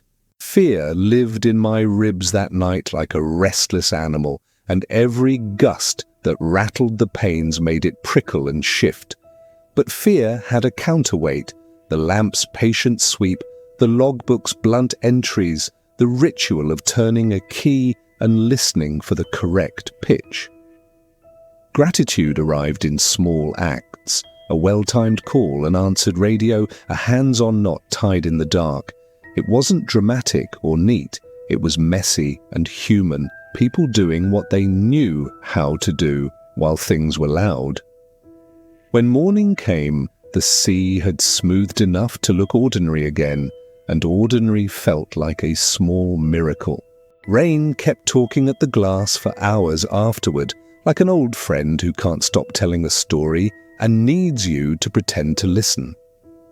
The wind's roar folded itself into the rooms and stopped being an intruder. It simply became something the house had learned to live with. There was distant thunder now and then, a reminder that the weather had been something larger than our corner of shelter. But mostly, the sounds afterwards were domestic. The drip of an eave, the slow settling of soaked timbers, a kettle boiled to warm the hands. As the storm lost appetite, the lamp's hum softened, and the sharp edge the night had carried eased. By the time I sat with a small, stiff breakfast, the air outside smelled like the world had been rinsed, salt loosened, sky scrubbed, everything with a faint newness. There is a humility that arrives when you watch a place keep a promise through a night like that. You start to notice the small, steady acts that are really courage, refusing to be distracted by noise, returning to a task again and again. The harbour got back to its habitual motions the next day. Men on boats, ropes coiling like tidy commas, a woman sweeping a deck with steady arms. People greeted one another with quieter nods, the kind you give after sharing trouble, and we all walked a bit slower, testing our feet on ground that felt newly proven. I found myself tracing the rail of the spiral stairs and thinking of the keepers who had done this before, their hands, their hesitations, their ordinary bravery tucked into a place that demanded it. That night didn't rewrite the world's books, but it shifted something in the small arithmetic of my life, an accounting of what actually matters. For weeks afterward, I carried a low, warm quiet that wasn't pride, but the kind of comfort that comes from being part of something practical and true. Now, when rain talks hard at the panes, I don't feel the same edge of dread. The sound has a warmer face because I remember the lamp turning and people answering. The lighthouse never sermonized or dramatized. It simply kept doing the thing it was built for, and that steady doing felt like mercy. I keep that memory like a warm coat by the door, small, useful, and ready when the weather says it wants to try something. I like to sit on a flat rock near the shore at dusk, a thermos between my knees and my boots tucked close to keep them from the damp. The lighthouse hangs behind the line of roofs, its sweep making a pale path across the water that feels like the world's quietest gesture. There is something intimate about sitting there with that small light in the distance, as if it's keeping an eye on things because it cares in the kind of way objects can care. I drink slowly, noticing the steam lift and disappear, and the air cools around my ears with each passing sweep. Occasionally, a neighbor walks by and raises a hand, and the wave is the whole of the conversation we need for that night. The presence of the beam makes the whole scene softer, like a blanket pulled over the shore's sharp edges. Sometimes a fisherman will come ashore and sit a few feet away, his hands smelling of salt and wood, and without much ceremony, we share silence. He'll nod toward the lighthouse and we both look up as the lamp brushes the horizon, an agreement held in a glance. A child on the quay will sometimes wave wildly, convinced the light is waving back, and adults nearby smile like they've just been given the best kind of private joke. A neighbor might lean on a gate and offer a piece of bread or an extra scarf, and the act is ordinary enough to pass like weather, but kind enough to land. It's these small exchanges that feel like the shape of the place, not dramatic rescues, but daily mercies. There's comfort in that regular generosity, the steady little kindnesses that don't expect a ledger. The lighthouse itself never makes conversation, but its pattern speaks in a way that fills in for words.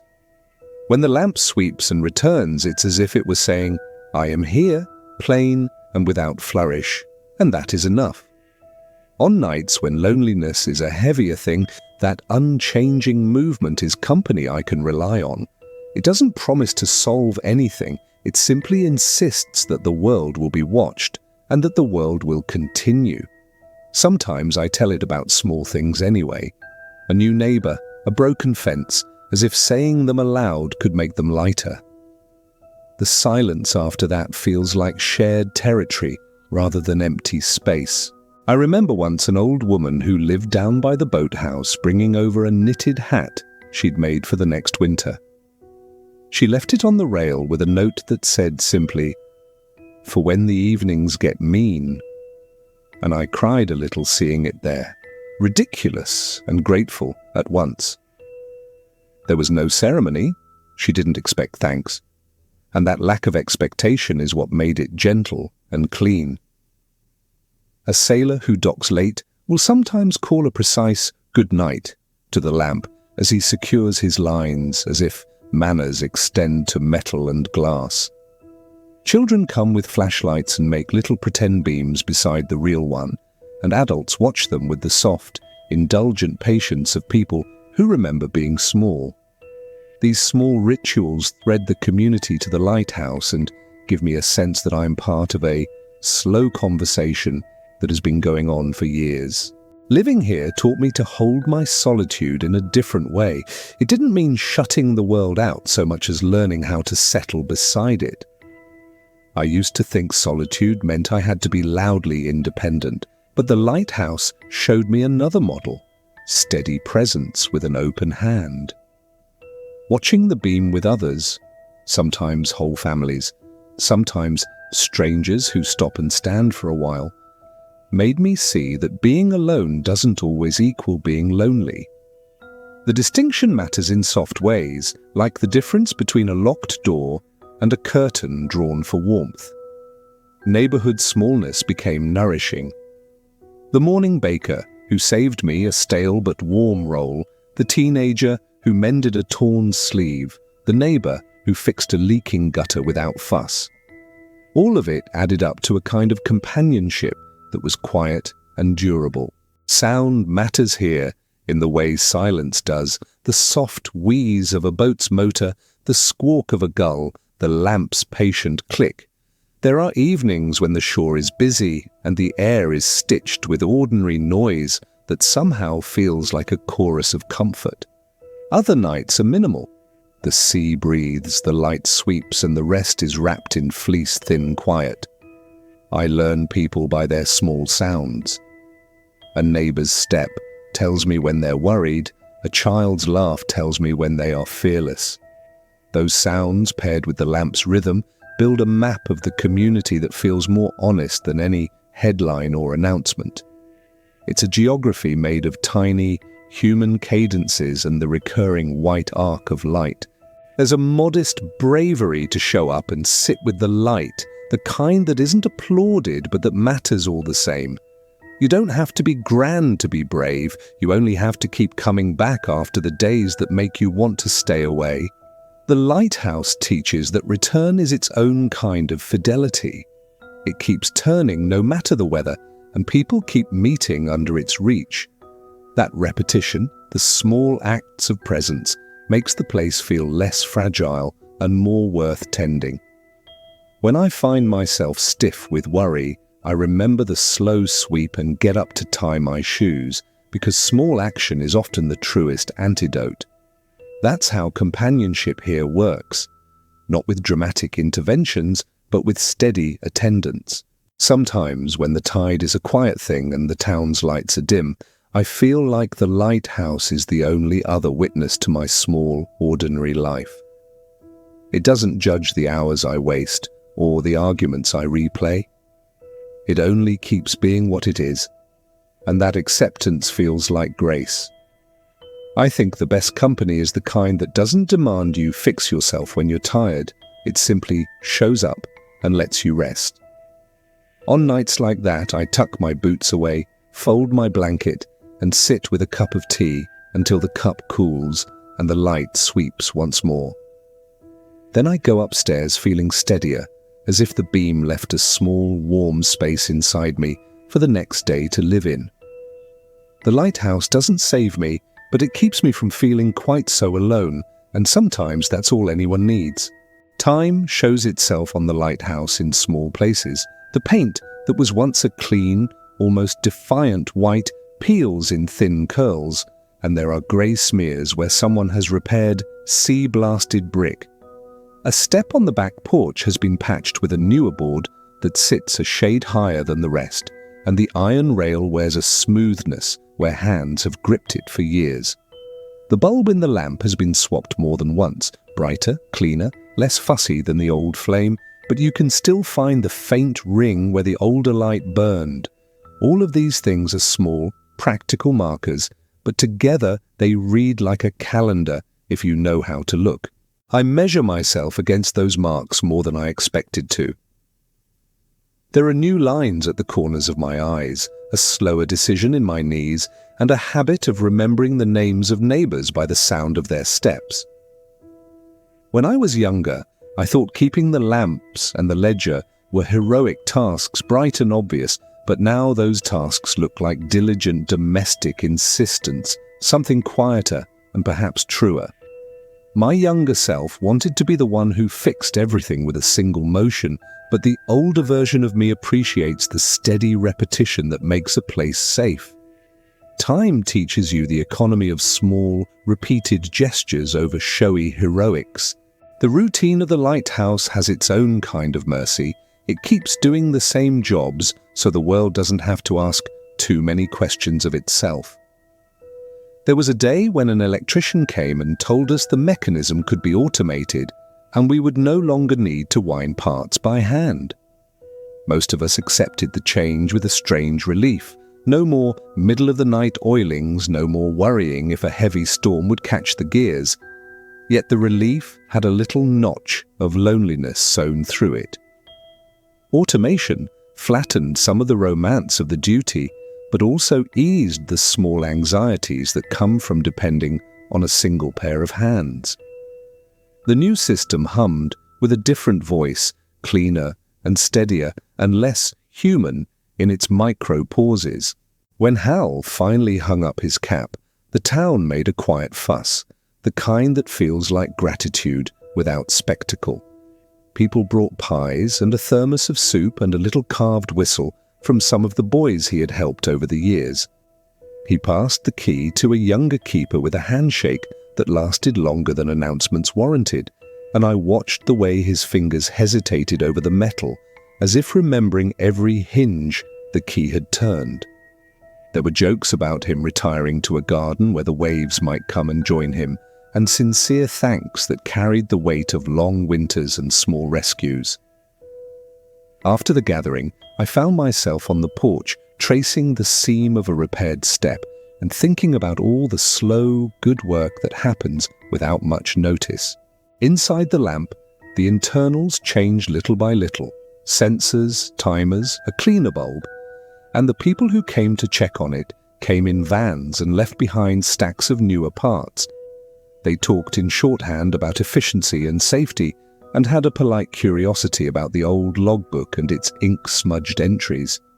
Sometimes they asked if anyone wanted to learn what they were doing, and a teenager from town would spend an afternoon peering under the lamp like it was a treasure chest.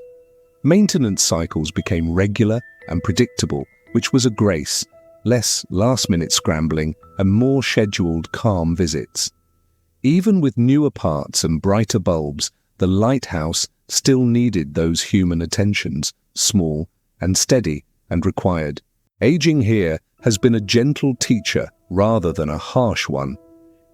I find myself choosing comfort more often, mending a sweater rather than buying a new one, sitting longer in the chair to listen before I decide to speak.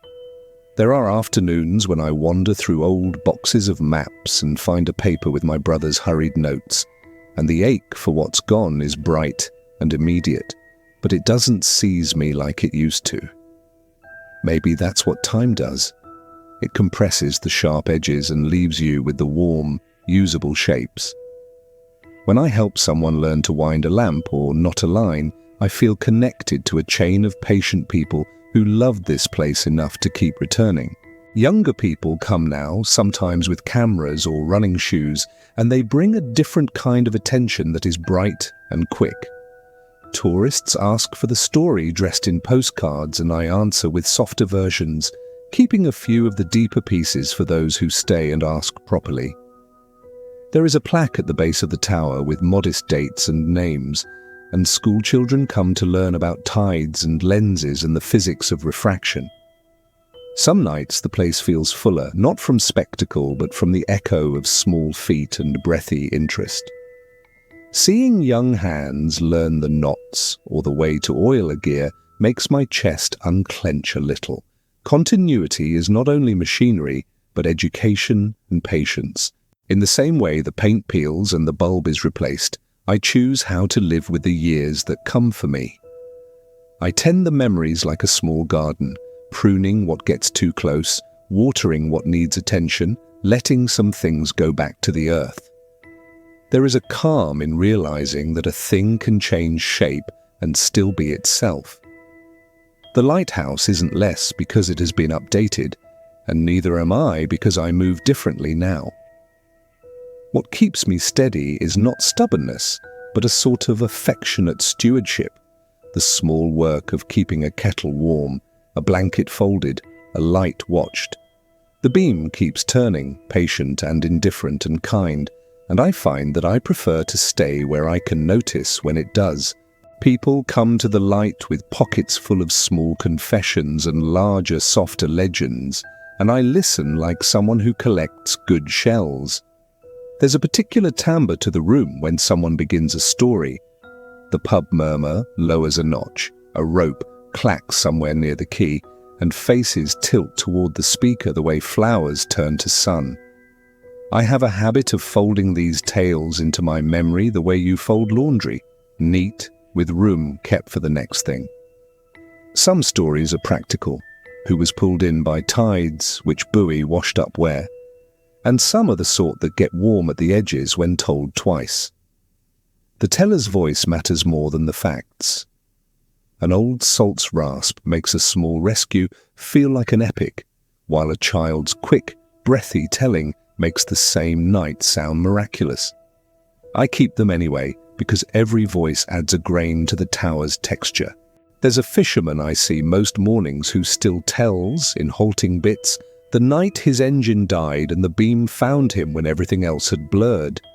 He speaks low, elbows on the bar, and when he says the lamp caught him, he means it like a hand on the shoulder rather than some mystical thing.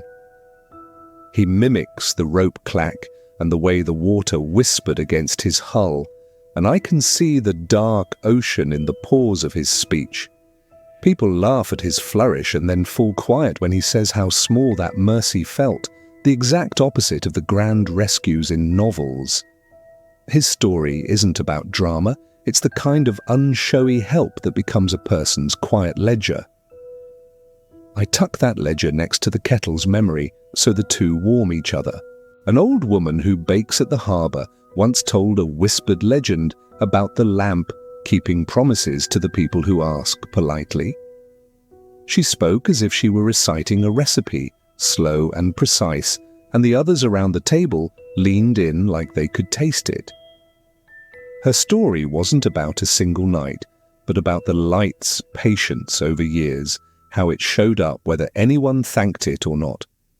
When she tells it, you understand why small kindnesses become a town's religion. They don't need hymns, just repetition. Children listening to her widen their eyes and then go on to invent their own versions, which are messier and more beautiful. The tale grows with every telling, and I love how that growth makes the lighthouse more than its bricks. Teenagers bring the light myths that are bright and clever and exactly what young imaginations need. Someone swears the lamp winks in Morse for the lonely. Another claims it sang them lullabies when they sat on the breakwater. We laugh and tease, and then they keep telling in softer voices until the story feels true enough to hang on the wall. Those impulsive versions matter because they belong to a time when belief is easy and expensive faith is unnecessary. I watch them make small performances, their hands cutting the air as if to direct the sweep, and I remember being that impatient kind of certain. The town humours them. Adults nod as if remembering, and sometimes the teenagers' ridiculousness rearranges our own memories into kinder shapes. They remind me that myth is a useful tool. It smooths the sharp edges of the past. Over time, I became less a listener and more a keeper of other people's lines, little bits of narrative I carry around like matchboxes. I write none of them down. I file them in the spaces between daily chores, the same place I tuck a warm glove to find later. They form a map that is not geographic, but emotional. Here is a story for fear, there is one for bravery. Over there, a tale for nights of too much company. When I need comfort, I pull a story off the shelf, perhaps The Fisherman's Plane Rescue, and let it warm whatever is chill inside me. The stories are not always accurate, in fact, but they are honest in function. They show how people repair one another with speech. This informal archive has become as useful as the mechanical logs in the lamp room. Once a stranger came into the kitchen with sea spray still in her hair and told a story that nudged a corner of my past I had smoothed over. She described a small boy who used to draw faces around the tower with fierce concentration and a stubborn pride, and in the telling, she named him the way the town had always called him, Jem. My chest tightened. I hadn't expected any outside witness to something I assumed was only my memory. She said she'd seen a smear on the lens the way a hand might leave a print, and she'd remembered because it looked like a tiny palm pressed to glass, trying to meet the light. The detail was the sort that lands like a pebble and sends ripples through what you thought you knew. Her casual, exact recollection reframed my private picture of Jem from a private childhood image into a shared town memory. That gentle reframe changed how I kept the rest of my memories. Suddenly they were less like locked boxes and more like community quilts. What had felt purely mine now had other threads woven through it. A neighbour who remembered the melody Jem hummed, a fisherman who remembered the boy's steady curiosity. The swap was not a theft but an enlargement. I found my grief and my tenderness sitting beside other people's recollections and becoming warmer for it. The lighthouse, then, is not just the place that holds our private keepsakes. It's the place that allows them to press up against each other and become richer. I like that. It makes memory less solitary and more sturdy. I keep a few of those stories by the bed when nights stretch long. The fisherman's quiet gratitude, the baker's recipe legend, the teenager's half-joking Morse code, the stranger's tiny palm on the glass. When the lamp sweeps, I sometimes read them in my head like little prayers or simple instructions on how to be human. They teach me patience, the usefulness of small kindnesses, and how to be generous with my recollections. People will always come with new pieces to add. That's part of the lighthouse's charm and its duty. In the end, the tower holds more voices than stones, and that chorus is the thing that keeps me company when the sea is too big to hold alone. Nights here tend to close gently, like a book sliding shut without a snap. After the lamp has finished its slow rounds and the last echo of footsteps fades from the pier, there's a hush that wraps itself around everything. The water still moves, of course, but softer, like it too has grown tired of making a fuss. I sit on the porch or sometimes at the kitchen table, with the window cracked just enough to let the salt air in. It smells faintly of rust, seaweed, and something clean, like the way wet stones smell after a storm. That scent alone can calm me more than words, more than stories. It feels like the sea is saying, "Rest now, I've got this." There's a rhythm to that quiet that I've learned to trust. The gulls tuck themselves away, the ropes stop creaking as if they've finally loosened their grip, and the town itself goes soft at the edges. You can almost hear the sigh of shutters closing, the slow exhale of chimneys cooling. In that kind of stillness, the lighthouse doesn't feel like a monument or a machine. It feels like a companion that's finally sat down beside me after a long day. Its hum isn't sharp or insistent anymore, just a low reminder that it's still breathing. And maybe because of that I let myself breathe slower too, like I'm sinking with it. The quiet brings memory close, but not in a way that hurts. Jem feels nearby, not as a ghost or a figure, but as something woven into the calm itself. I don't strain to recall his laugh or the outline of his face anymore. I just let the calm do the remembering for me. Sometimes I imagine he's the reason the quiet feels so padded, like he's stitched it with softer thread than the world usually uses. I don't push it away when that thought comes. I just let it rest on the table with the salt air, a quiet guest who doesn't need to announce himself. The calm is big enough to hold it without me fussing. Some evenings I light a small candle instead of turning on the lamp in the room. Its glow doesn't compete with the lighthouse, nothing could, but it adds a kind of warmth that feels personal. The big light is for everyone. The little flame is just for me. Watching it flicker is like listening to a private song that only lasts a few verses before it sighs into smoke. I like that balance, the lighthouse keeping vigil in its huge sweeping way, and me keeping a smaller vigil with a single flame. Both together make the night feel less empty. I don't tell many people about these evenings. It's not because I'm hiding them, but because they don't really translate. Quiet doesn't make for much of a story. Silence isn't easy to share without cheapening it. And maybe that's fine. Maybe some parts of life are supposed to stay unspoken, folded neatly into the dark like sheets you don't need to show anyone. The calm here feels like it belongs to me and the lighthouse and maybe a few scattered gulls that wake too early. It doesn't ask for company, it just exists, steady and waiting the way a heartbeat does. The nights stretch on, but not in a lonely way. They have a texture like wool, scratchy in places but warm once you settle into it. I think that's what keeps me steady. The sense that quiet isn't emptiness at all, but a kind of fullness too big to be noisy. It holds every laugh, every confession, every story I've been trusted with, and it lets them rest together without spilling over. When I sit in that stillness, I don't feel like I'm holding memories anymore. It feels like they're holding me.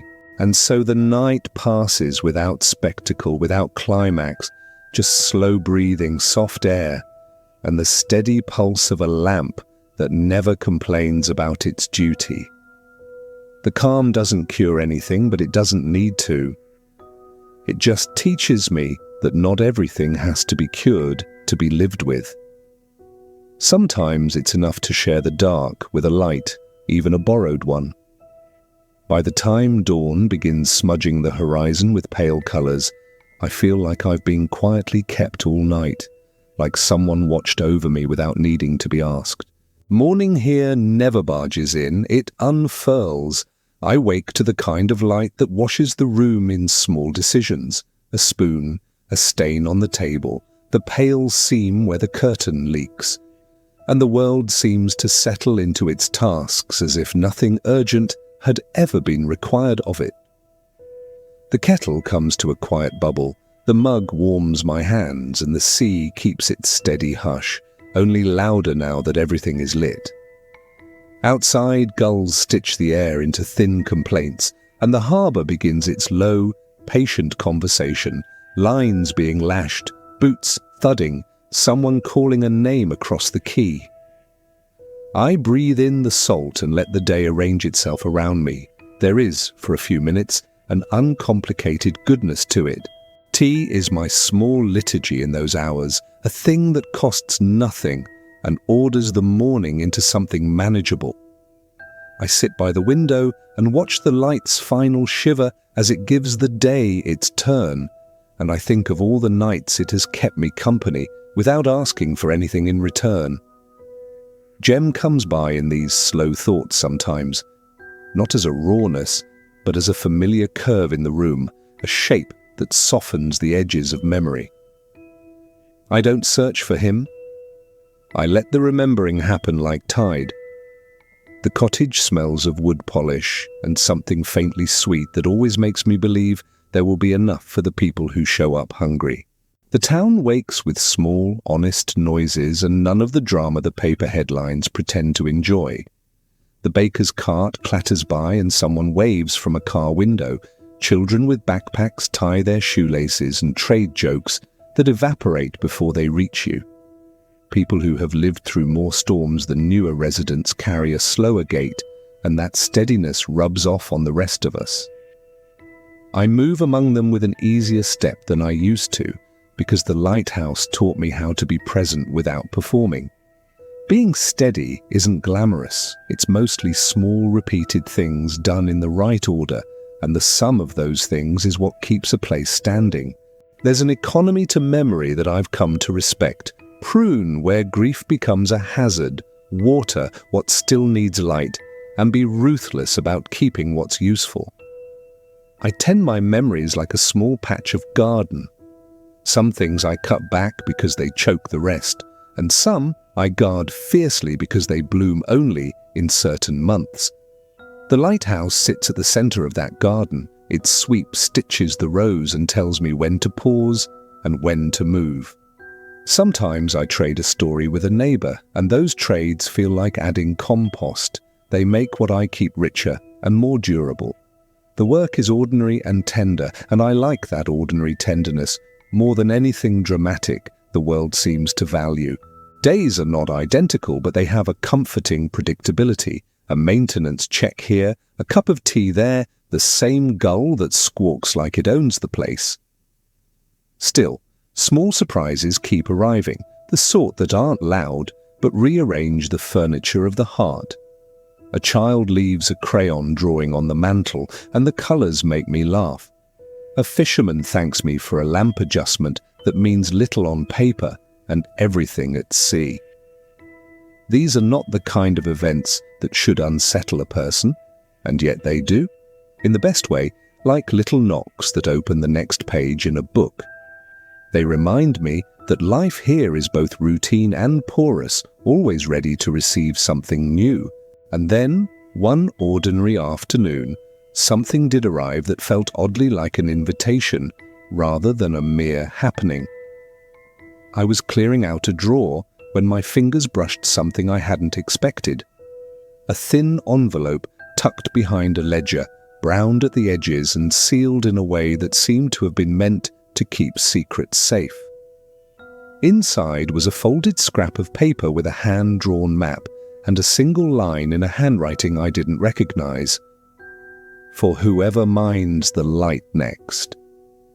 The map pointed across the channel to a smaller tower I'd only ever seen as a smudge on foggy nights, and beneath the drawing someone had penciled a date that had already come and gone. It was the kind of small, quiet mystery that could be an errand, a confession, or a request. Nothing that demanded immediate action, but something that would not let the mind settle either. I kept the scrap on the mantel for a long time, where the lamp's last touch of night could find it, and the town's daily noise couldn't bury it. Holding it stirred a handful of feelings I hadn't expected. Curiosity softened by the comfortable weight of routine, and a slight, polite worry about what leaving might mean. The lighthouse had taught me how to tend what's nearby, but the paper suggested a different tending, one that asked me to lean outward instead of inward. It felt like a new stitch to the quilt rather than a tear, an open question I could choose to follow or fold away. Either choice felt honest. Either choice would be tended with the same care I give my tea. So this is the place the first story lets me stop. With a small object that moves the map under my feet a fraction and a steady light behind me that will keep turning whether I leave or stay. I like endings that are not endings at all, but doorways. Quiet, not theatrical, weighted with possibility. If you want the next story, it will start with that scrap of paper and a decision that begins as simple as walking down a path. The new story will carry the same slow voice and the same calm, but it will take the light someplace a little farther out, where the water is deeper and the ledger might hold different names. When you're ready, we'll step through that doorway together. I didn't plan it like an adventure. The scrap of paper sat on the mantel for 3 mornings, and each morning it seemed a little less like a trick and a little more like a polite invitation. On the 4th day, I folded it into my wallet the way you fold a receipt you might need, and I told myself I was only going to look, which of course is how most departures start. I packed the small things that make a trip tolerable, a thermos with strong tea, the blanket I always fold a certain way, an extra pair of socks that smell of home. The cottage felt ordinary as I went, as if the roof and the kettle and the lamp would understand and wait. They didn't need to be dramatic about my leaving. I left a short note on the kitchen table for whoever minded the light while I was gone. Not because I expected someone to read it carefully, but because it steadied me to have the words there. I walked down the path barefoot for the last 10 steps, trading the soft give of the house for the hard pier planks, and the air felt like a decision you could breathe. The harbour was the same and different. Nets folded like sleeping animals, the gulls suspicious as ever, and a boatman I knew nodded without asking questions. He had a skiff small enough that it made leaving feel doable instead of theatrical, and he stowed my blanket under the seat like he had done me a kindness. The scrap's little drawn tower sat against my ribs, a quiet compass. Crossing was the kind of slow because you can feel the world recalibrate, the engine thrum under you, a little wind that moves your hair without making a fuss, the regular slap of waves against the hull. I kept the map folded in my pocket and unfolded it only when the horizon looked blank enough to need a mark. The channel narrowed and then widened, Gulls took turns riding the wind, and the town slid off like a thought. I watched the lamp of my lighthouse diminish into a pale dot and felt the odd tug that comes from stepping out of a familiar orbit. The skiff handled the small waves with polite grace, and I kept thinking how leaving had always felt larger in memory than it did in practice. We rounded a spit, and the smaller tower came into view like a thing the weather had been shaping for years. Squat, stubborn, with a lantern room that crowed like a small stove. It was not elegant. It had been tended to by hands that preferred fixing a snag to polishing brass, and its paint had the honest flakiness of things that have been loved enough to be used. A narrow jetty led to a single door and a short stair, and behind that a smell of tar and tea and something coppery that spoke of engine rooms and old coins. The map's little cross matched a single dot on the shoreline, and I felt, absurdly, as if I had followed a breadcrumb path out of a different life. The tower's light turned with a steadiness that felt familiar and not at all surprising. The interior was smaller than I expected, close enough that the ladder smelled like oil, and the stairs' tread remembered 1,000 boots. The lens there was less ambitious, a hand-sized glass that bent the world in gentler ways, and the lamp's hum felt like a patient person humming to themselves. There were hooks on the wall with a few coats, a kerosene smell that had been argued down by modern bulbs, and a mug on a shelf with half a biscuit stuck to the bottom. A row of journals sat on a narrow bench, pages curled from damp and handwriting that moved from neat to hurried, depending on weather. The place had the intimacy of a pocket, the sort of smallness that lets you overhear the keeper's habits even before they speak. Someone opened the door before I could decide whether knocking was necessary. She, but if she was a she, had a face the sea had taught her to make, practical, wry, unflustered. Her hair was pulled back with a string of rope that had been borrowed from a boat, and her hands smelled faintly of tar and lemon soap. She looked at the scrap when I offered it and smiled like she had been expecting exactly that kind of interruption. We didn't have the long formal exchange you might expect in books. It was mostly practical sentences where I had come from, what the map looked like if I meant to stay a while. Her voice folded easily into the room's small noises, and immediately the tower felt less like a place to inspect and more like a place you could belong in for the night. She brewed tea as if she had all the time in the world and none of it to waste, the exact economy of lighthouse work, and handed me a chipped mug without ceremony. We sat near the lamp, and the light swept over our laps like a slow hand, and in that sweep, the scrappiness of the tower and the gentleness of my own cottage traced an invisible line. I told her about the scrap, about the handwriting and the folded date, and she nodded with the kind of patience that made the small mystery seem neither urgent nor negligible. She told me, in return, about the way the smaller light sometimes kept faith with boats that never made paper headlines, and about a crooked buoy that liked to move for its own reasons. It felt like the right kind of conversation for the first night of a new story, small, exact, and already weaving me into a pattern. Night settled differently here. The lamp's sweep was shorter, its pause softer, and the sea's voice seemed to be tuned down as if on purpose. Lying on the narrow cot, blanket tucked up to my chin, I realized how much of my leaving had been about making room for something new rather than escaping anything.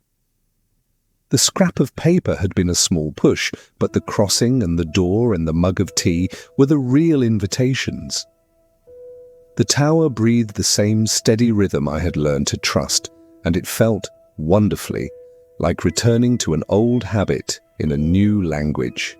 Sleep came without fanfare, the lamp keeping its slow watch, and I woke with the first small light of morning, thinking about how stories keep moving if you let them.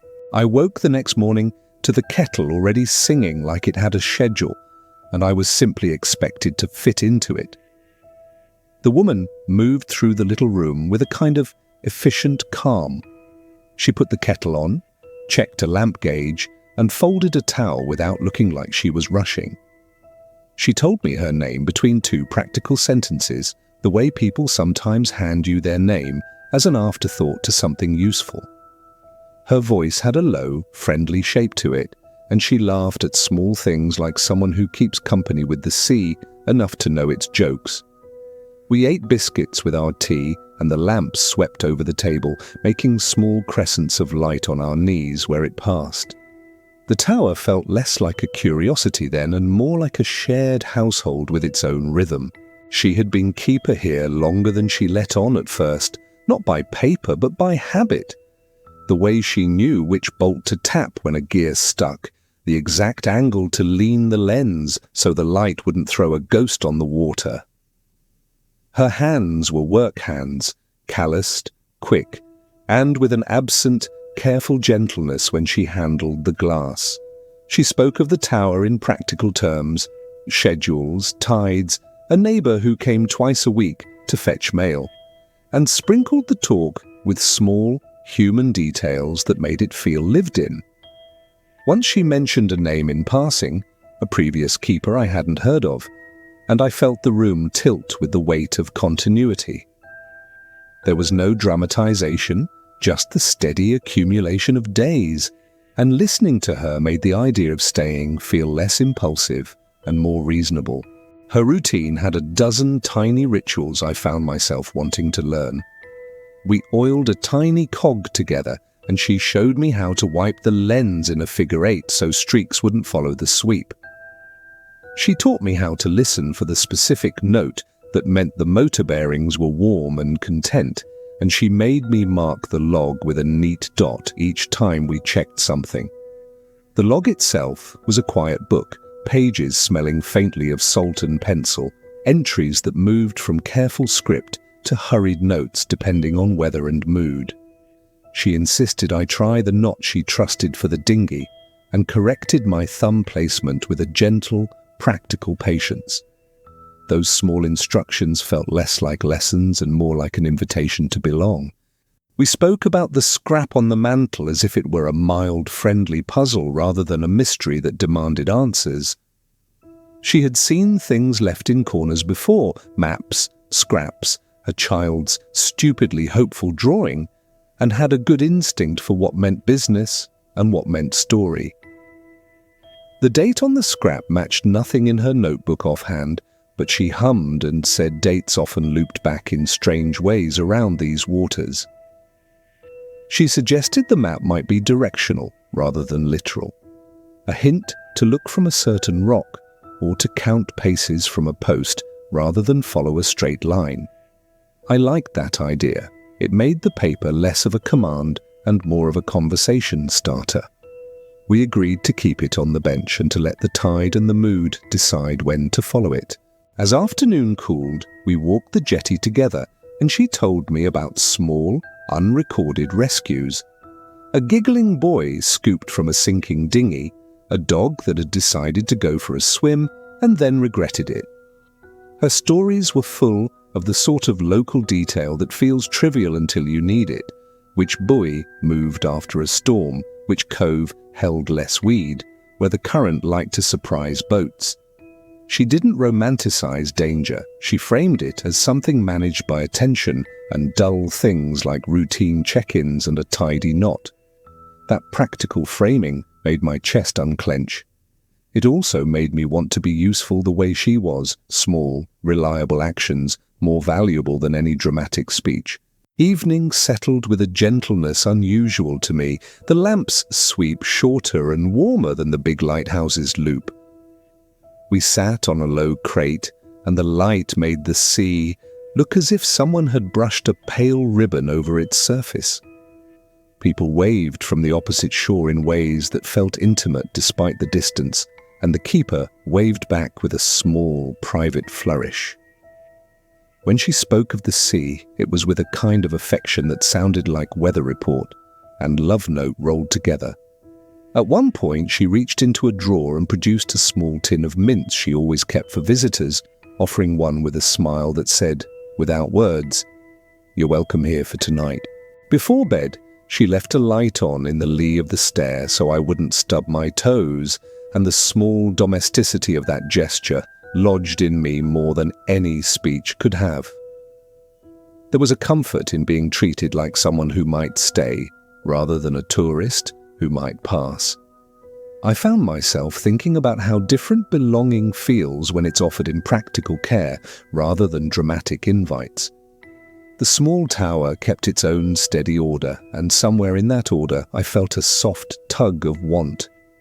Not to escape the old life, but to widen what my life might hold. I slept with the lamp's slow sweep above me like a promise that didn't need words to be true. The next morning I unfolded the scrap again, and this time we took it as a map to be read aloud, not merely looked at. It was drawn with a careful, uneven hand and marked a curve of shore with a little X tucked behind an old boathouse ruin. The keeper suggested we go on foot first to see if tide and wind had changed what the map meant, and so we packed a small bag and followed the coast. Walking that shoreline felt like moving through an old conversation. Every rock and pool had a memory clinging to it, and I found myself listening for the way the sea spoke to them. The wind carved neat lines in my jacket, and the path narrowed under overhanging grass, as if the land itself welcomed our curiosity. We reached the boathouse ruin and found it more a skeleton than a building, beams half swallowed by seaweed and nails that held with a stubborn honesty. Tucked in a corner beneath a wash of old rope, we found a weathered tin with a name scratched in the lid, and some corroded coins inside, not valuable so much as human. The keeper knelt and wiped the lid with her sleeve, as if it were a relic that had been waiting for someone who cared to notice. She read the name aloud, and it was like a small door opening, an ordinary name with enough history to make the air change. I held the scrap of paper then, and the map felt less like a riddle and more like a key that had finally found its lock. A man from the village appeared as if summoned by our rummaging. He limped a bit from an old fishing injury and carried the kind of sun-learned face that knows weather by smell. He told us about the boathouse's keeper from decades back, a quiet person who had tended that corner with the sort of devotion that doesn't make news. The man spoke slowly and with pauses that made room for memory. He mentioned dates and the way small rituals had kept the place navigable. When he named the keeper who had once left things in corners, I felt a tug, like someone shifting a book you thought was private onto a communal shelf. His story fit the scrap's handwriting in ways that were both simple and oddly intimate. He mentioned a storm years ago that bent boats like sticks and took more than it left, and the date on the scrap matched the week all that happened. He told of a child who had spent afternoons drawing faces around the small tower, a child who grew up and left, and who left a folded map back in a drawer for whoever minds the light next. Hearing that line said plainly was a small, astonishing thing, as if someone had been careful enough to plan for future care. The village man's voice softened when he said the child's name, and for a moment the three of us stood close together with the sea pressing at our feet like a witness. The scrap, it seemed, was a gentle relay rather than a summons. Back at the tower, we leafed through the narrow logbook and found an entry on the date. A brief note in a different hand. Left a map for tomorrow's hand.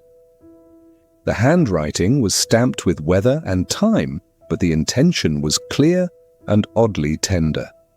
The keeper traced that line with a finger and said she had once known the hand that wrote it. The name belonged to someone who had kept a small light on a different spit of coast, but who loved leaving small things for the next person. The log's pages folded into each other like the town itself, folding memory into habit. Finding that entry was like finding a cup warmed by someone else's hands. It felt like a shared inheritance, more than a mystery solved. Something about reading those lines aloud changed how I felt about the scrap. It became less of a quest and more of a lineage I had been invited into. The decision to follow the map no longer felt impulsive. It felt like answering a polite question the town had been asking for years. The keeper suggested we honor the note by doing the same. Not to grandstand, but to leave small, useful things where they might be needed. We agreed to add a clean string and a small tin of matches to the boathouse tin, not dramatic gifts, but practical ones that might help a future hand. The act of adding felt like a ceremony of ordinary usefulness, and it settled something inside me like a stitch. That evening, as the lamp rounded and the sea softened into its satin way, I felt both smaller and more held than I had anticipated. The channel that had seemed wide and separating now felt like a place where stories crossed and hands passed down quiet instructions.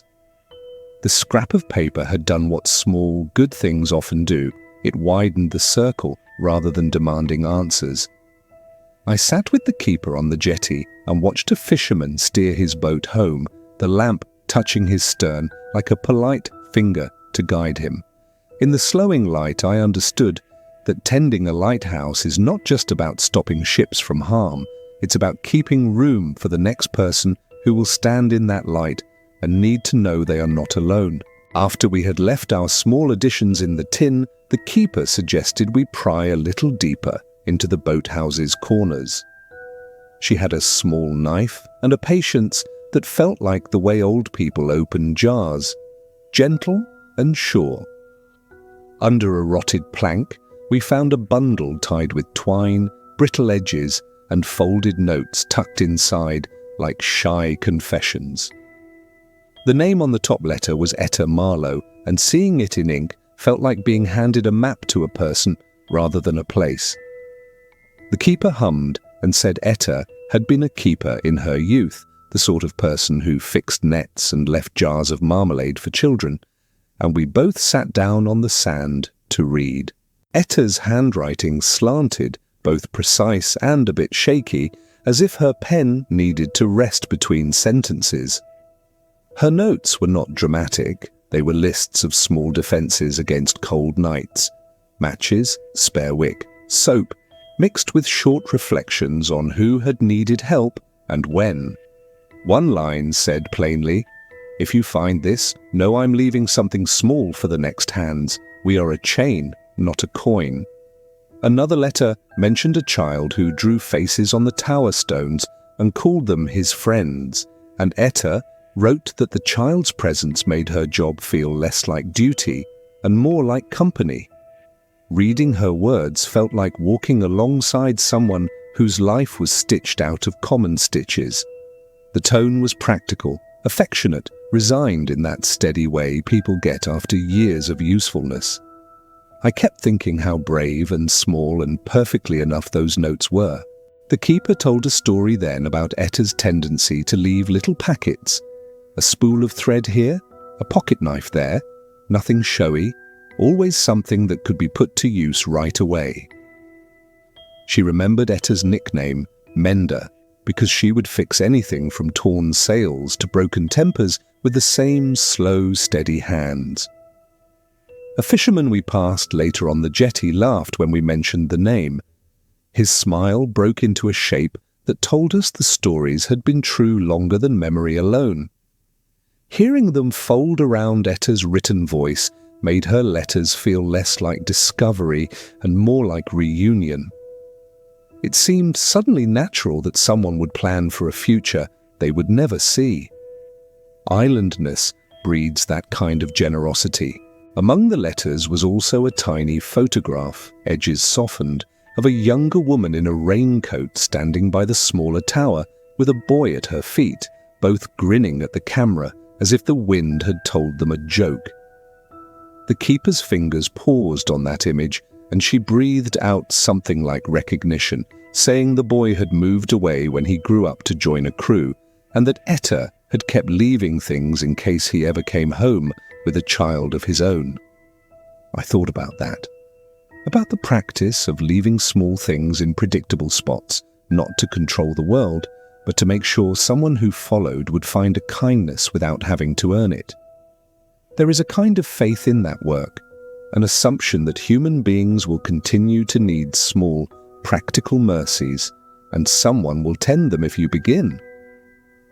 It reminded me of the times my father had tightened a loose board or hidden a coin where a child might find it years later, and the memory folded neatly into Etta's careful sentences. We read on and found a line that made me pause. "If you take the map, please leave something behind. We are all borrowing this light for a while." It wasn't a command so much as a social contract written in ink, unostentatious and precise. The keeper folded the letters back and tucked them in her jacket as if they were fragile clothes, and I felt the weight of that implied duty settle in my chest. The idea that kindness could be written as obligation, a small one but binding, made me think harder about what I had brought with me when I crossed the channel. I hadn't come with a supply of useful objects besides the matchbox in my coat, and I resolved then to make sure I could add something worthy before I left. That evening, we made a small list: matches, a reel of fishing line, a pencil stub, a packet of tea. Practical things chosen because they would have immediate utility. We wrapped them in oilcloth and wrote a note on the back of an old postcard that said simply, "For the next hand, use kindly," and sealed it with a wax dab that the keeper said was more for ceremony than durability. Packing those items felt like a vow, something quieter and more intimate than any dramatic oath. The act of choosing what to give forced me to think about who might pick it up years from now, and it softened the edges of my own leaving and staying. When we finally slipped the packet into the tin beneath the boathouse beam, the sound of the lid closing felt like a good, simple click in the world's machinery. Later, back at the tower, I sat on the steps and watched the lamp catch the horizon and felt the close of a small circle in my chest, like a stitch finished. Etta's letters had given me a landscape of ordinary mercy I hadn't known existed, and I felt less like a trespasser and more like someone invited to keep a part of a communal habit. The keeper made tea and pushed a cup toward me, the steam sketching small outlines on the air between us, and for a moment the old and new lives overlapped like double exposure. I realized I was beginning to care in the steady, patient way the place required. Not a blaze of feeling, but the slow accrual of attention. That night I lay awake for a while, but not because of anxiety. Instead, I kept thinking about the boy in the photograph and how ordinary gestures can ripple decades into the future. In the days that followed, the question of whether to stay overnight or return to the cottage across the channel hung between my mornings like a polite conditional. Part of me wanted to cross back with the tide and tuck the experience away as a brief, beautiful interruption to my life. Another part of me was surprised to find a reluctance to go. A new thread had caught on my sleeve, and pulling free felt harder than I expected. The keeper watched me making tea and said softly that sometimes the sea gives you a responsibility you didn't know you wanted, and often obligations arrive wrapped in small invitations. Her point was practical and gently shaming in the best way. Tending a light is a thing done by hands more than by vows, and you find out if you're willing by doing the work. So I decided to stay a little longer, not because of any heroism, but because I had learned enough to know I could be useful for one more night. Learning the tower's small routines became a way of measuring my fit. Oil the cog, check the wick or the bulb, log the checks, tidy the lens in a figure 8.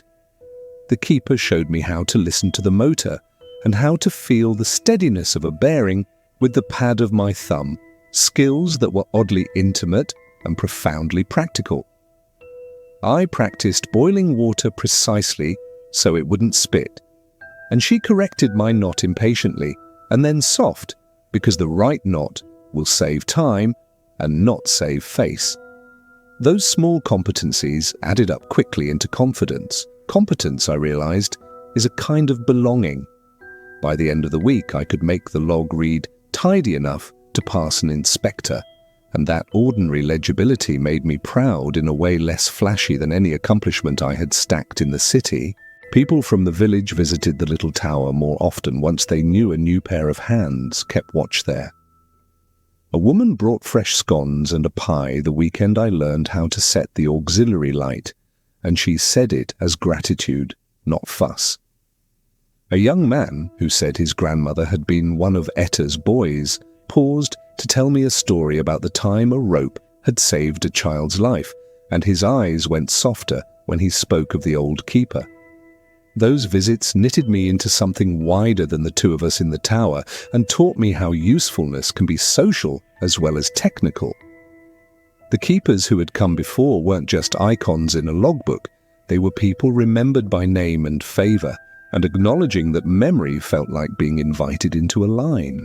Of course, the other life I had, the kettle, the cottage, the town I had left behind in the night, didn't vanish because I extended my stay.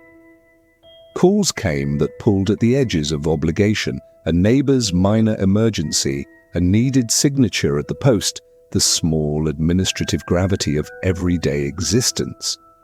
I found myself writing notes and leaving them in places, a compromise between absent mind and responsible habit, and the simplicity of those notes soothed both sides. Sometimes, in the thin hour before dawn, I felt guilt like a small stone in my pocket, but more often I felt a frisson of rightness, as if I were answering a question I'd only half asked.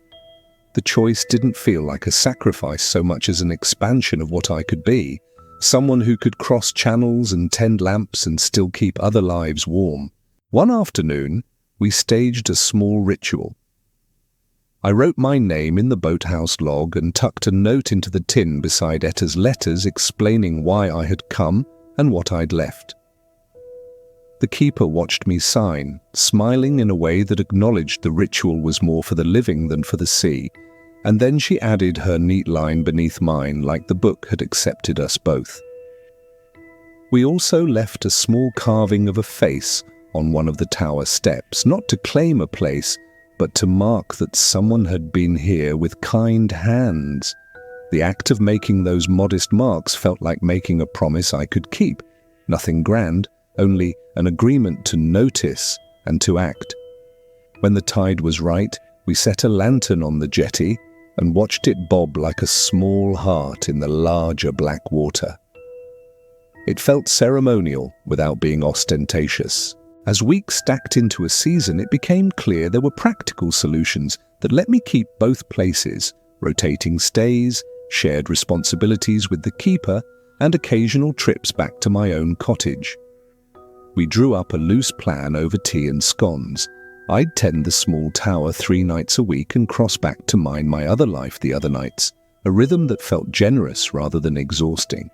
The arrangement wasn't a forever promise, but a trial, an experiment in seeing how 2 small commitments could coexist without one erasing the other. The keeper joked that I had taken to the light like a bad habit, and I laughed because it felt true in the tenderest way.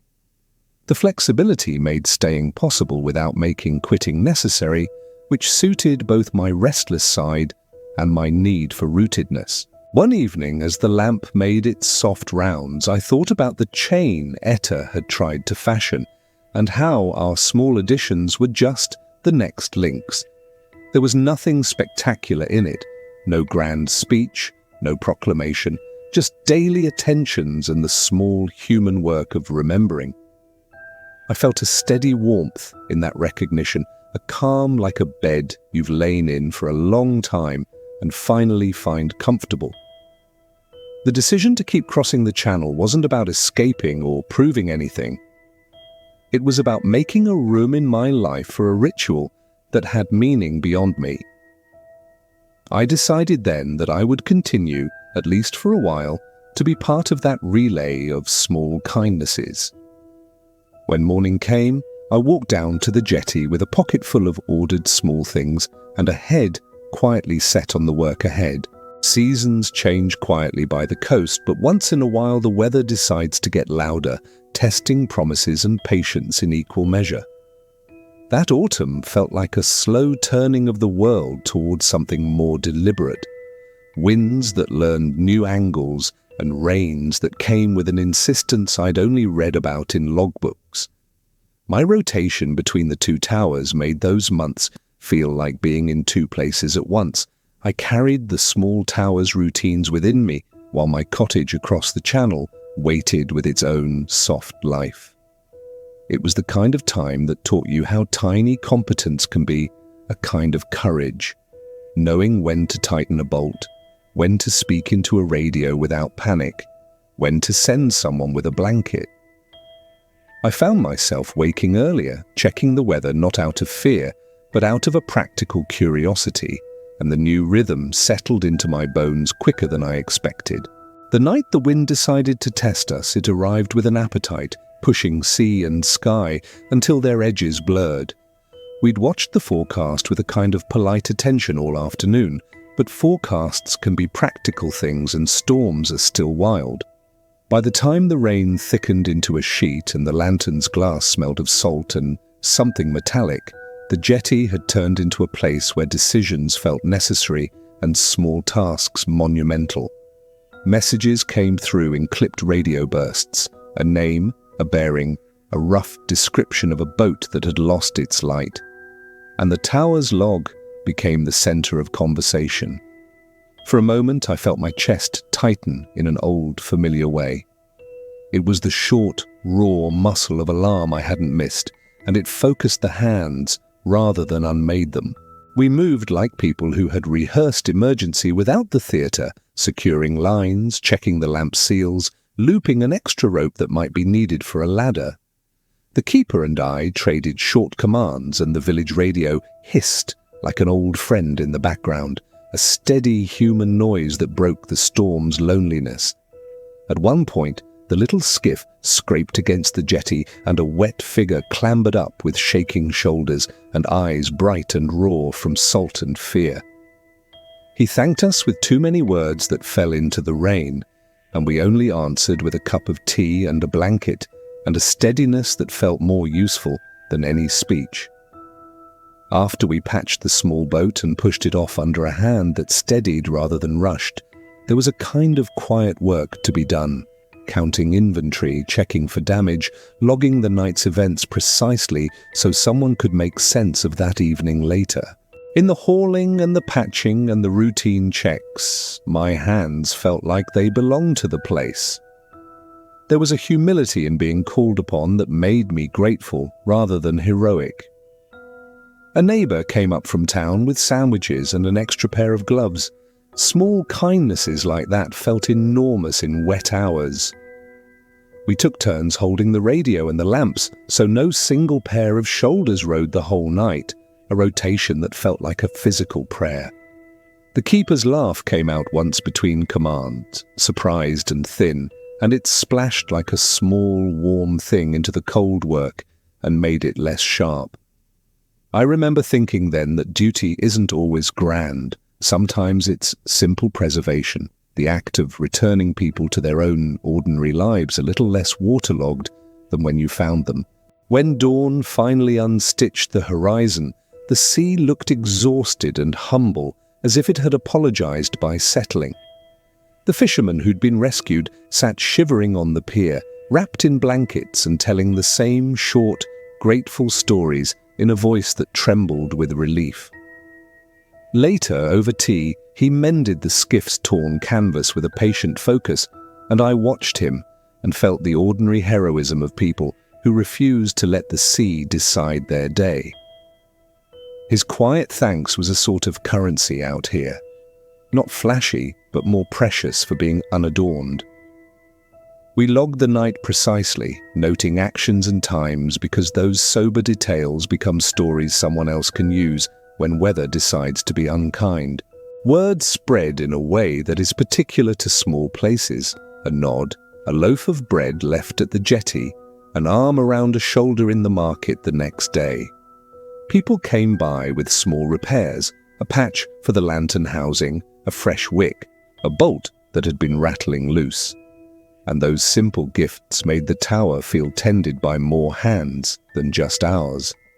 At the pub that evening, the keeper and I were offered a quiet round of thanks, not speeches, but the kind of recognition that smells faintly of shared work and mutual fatigue.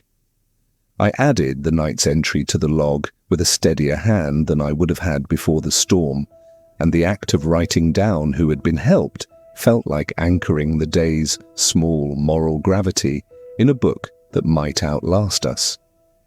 Doing that work, the practical, sweaty, unromantic labor after the adrenaline, threaded me further into the neighborhood's fabric in a way that felt deep and domestic. The storm made me reconsider what balance really was. It wasn't equal time or neat division so much as a judgment about what matters when things get hard. I still crossed the channel. I still had a cottage that smelled like lemon oil and kettle steam, but the nights when the sea tested us taught me which threads I could loosen and which ones needed reinforcement. Choosing to be there in the wet hours felt less like sacrifice and more like a decision about how to be useful in the world, which is somehow lighter than the pressure of doing everything for everyone.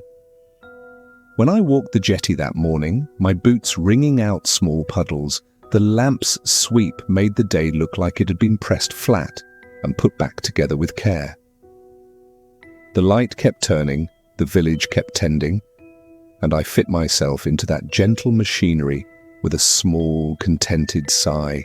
Seasons kept moving, and my spotty rotation turned into a habit, then into a steady rhythm I hardly thought about until something disturbed it.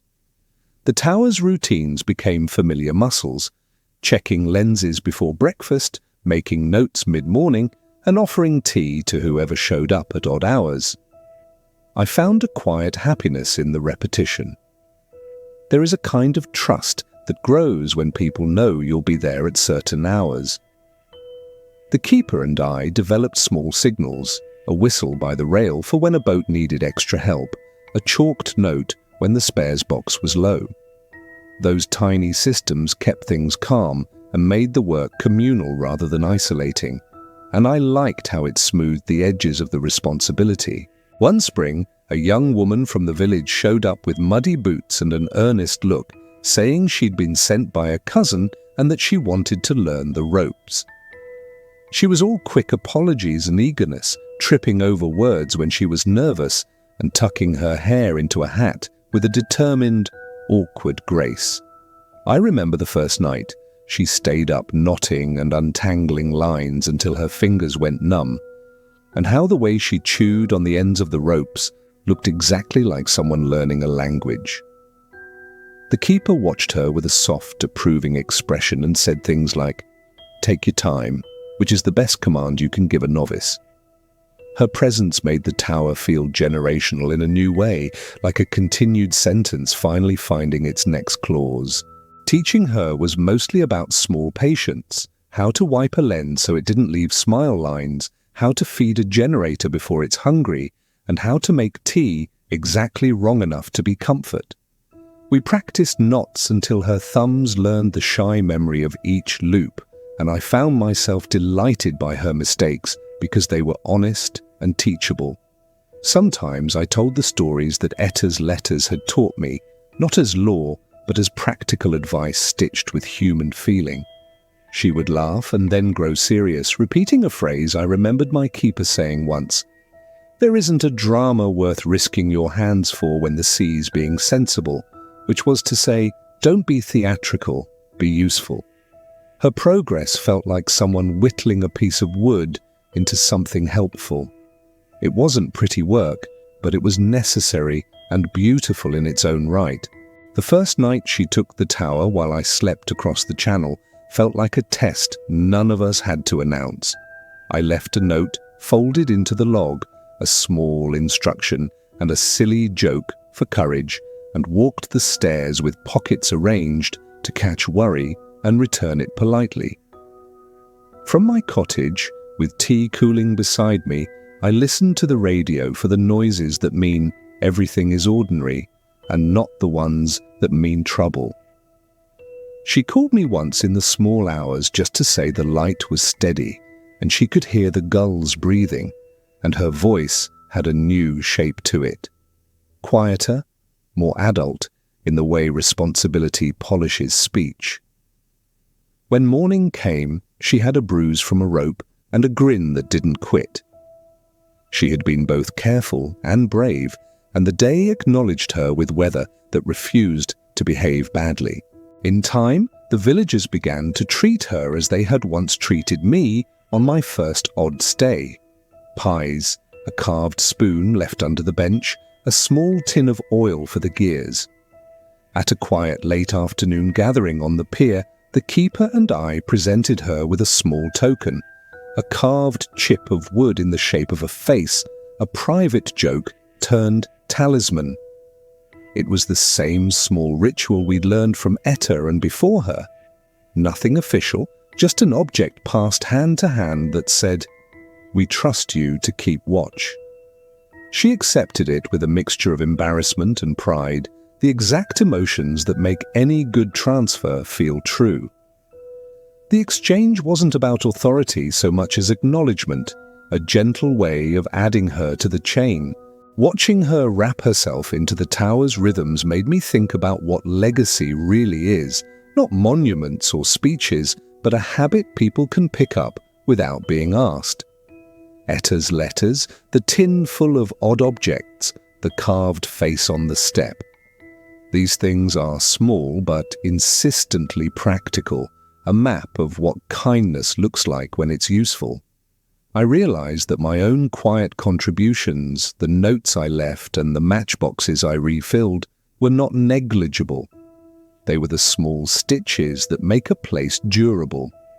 That understanding softened the idea of passing on, from a dramatic handing over to an everyday sharing of routines and tools and jokes.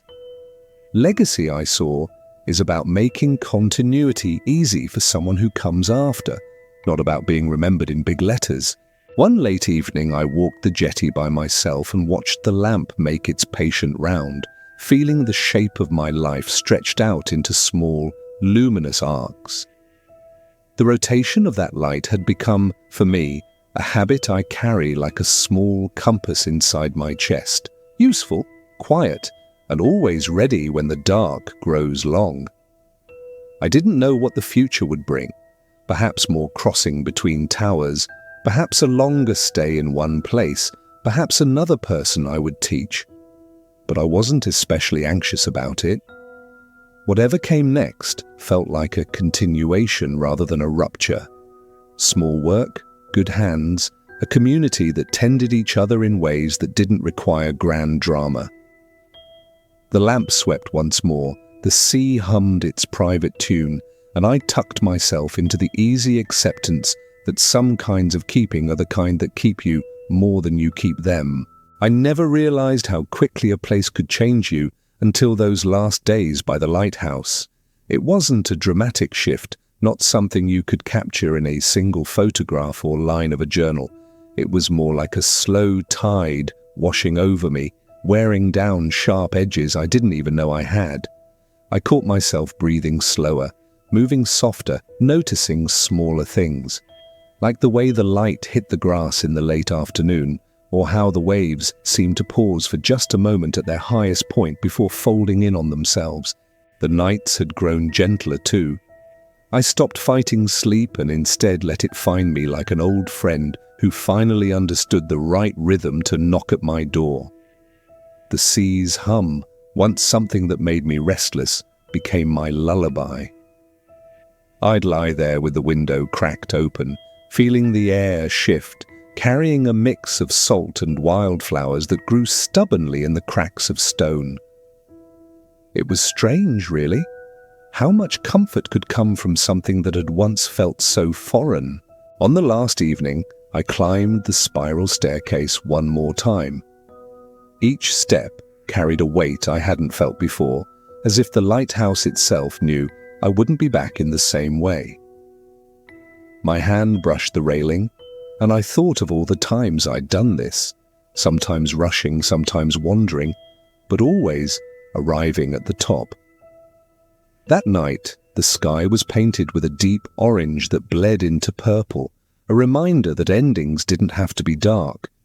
They could be soft, even beautiful. Standing at the top, I leaned against the old stone and let the light sweep across me. The beam stretched out toward the horizon, steady and unwavering, a pulse in the dark world beyond. I thought about how many had depended on it before me, sailors who would never know the keeper's name but trusted the light anyway. There was something humbling about that, realizing that the lighthouse's purpose went on, whether I was there to watch it or not. It made me feel small, but in a comforting way. I whispered a quiet thank you into the wind, not just to the lighthouse, but to everything it had held for me, the stillness, the storms, the mornings that felt endless, and the nights that had taught me patience. My voice was carried away before it could echo back, but that felt right. Some words aren't meant to return. They're meant to dissolve into the air, like offerings left on a doorstep. I didn't need a reply. The act of saying it was enough. Walking back down the steps felt slower than usual, though I didn't try to drag it out.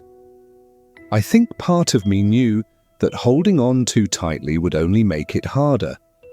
At the bottom, I paused at the door and pressed my hand against the frame.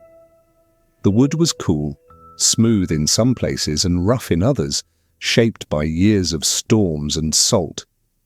I wanted to remember that texture, because sometimes memory lives more in the feeling of touch than in the sharpness of sight. That night, sleep found me quickly, but not before one last moment of watching the light sweep across my window. I realized I had grown used to it, the way it blinked rhythmically, almost like a heartbeat. I thought of how many others had fallen asleep to the same glow without ever stepping inside. There was comfort in knowing I'd been part of its story, even if just for a while. I closed my eyes and let it fade into dreams. When morning came, the sea was calm, almost too calm, as if it were giving me permission to leave without fuss. I stood by the shore, watching the tide come in and out, and thought about how life often feels like that, pulling us in, pushing us out, always in motion. I didn't know exactly where I'd go next or what story would begin, but I knew I'd carry this place with me. The lighthouse had been more than just a building on a cliff. It had been a mirror, a teacher, a quiet companion, and maybe, just maybe, the light had marked me in return. So I turned away, not with sadness, but with a kind of quiet readiness. The path ahead was waiting, and I could feel the threads of another story already tugging at me just beyond the horizon. I didn't need to rush. I would walk, I would listen, and when the time came, I'd let the next chapter unfold in its own rhythm, just as this one had. And that's where our journey ends for tonight. 3 stories, each carried by the same steady light, yet each unfolding in its own way. The lighthouse stood through it all, storms, silence, and the quiet passing of days, just as it has for generations. Maybe that's what makes it so special. It doesn't rush, it doesn't chase, it simply shines no matter who is watching. And in its quiet presence, we're reminded that sometimes the smallest, most consistent things can guide us through the darkest waters. As you drift towards sleep, let the memory of the sea's rhythm follow you. Imagine the light sweeping across the horizon, steady and calm, always returning, always there. A reminder that even in the longest nights, there's something guiding us gently forward. Thank you for keeping me company in these 3 stories of the lighthouse. I hope you carry a little of that stillness with you into your dreams. Until next time, rest well and let the waves and light keep you safe.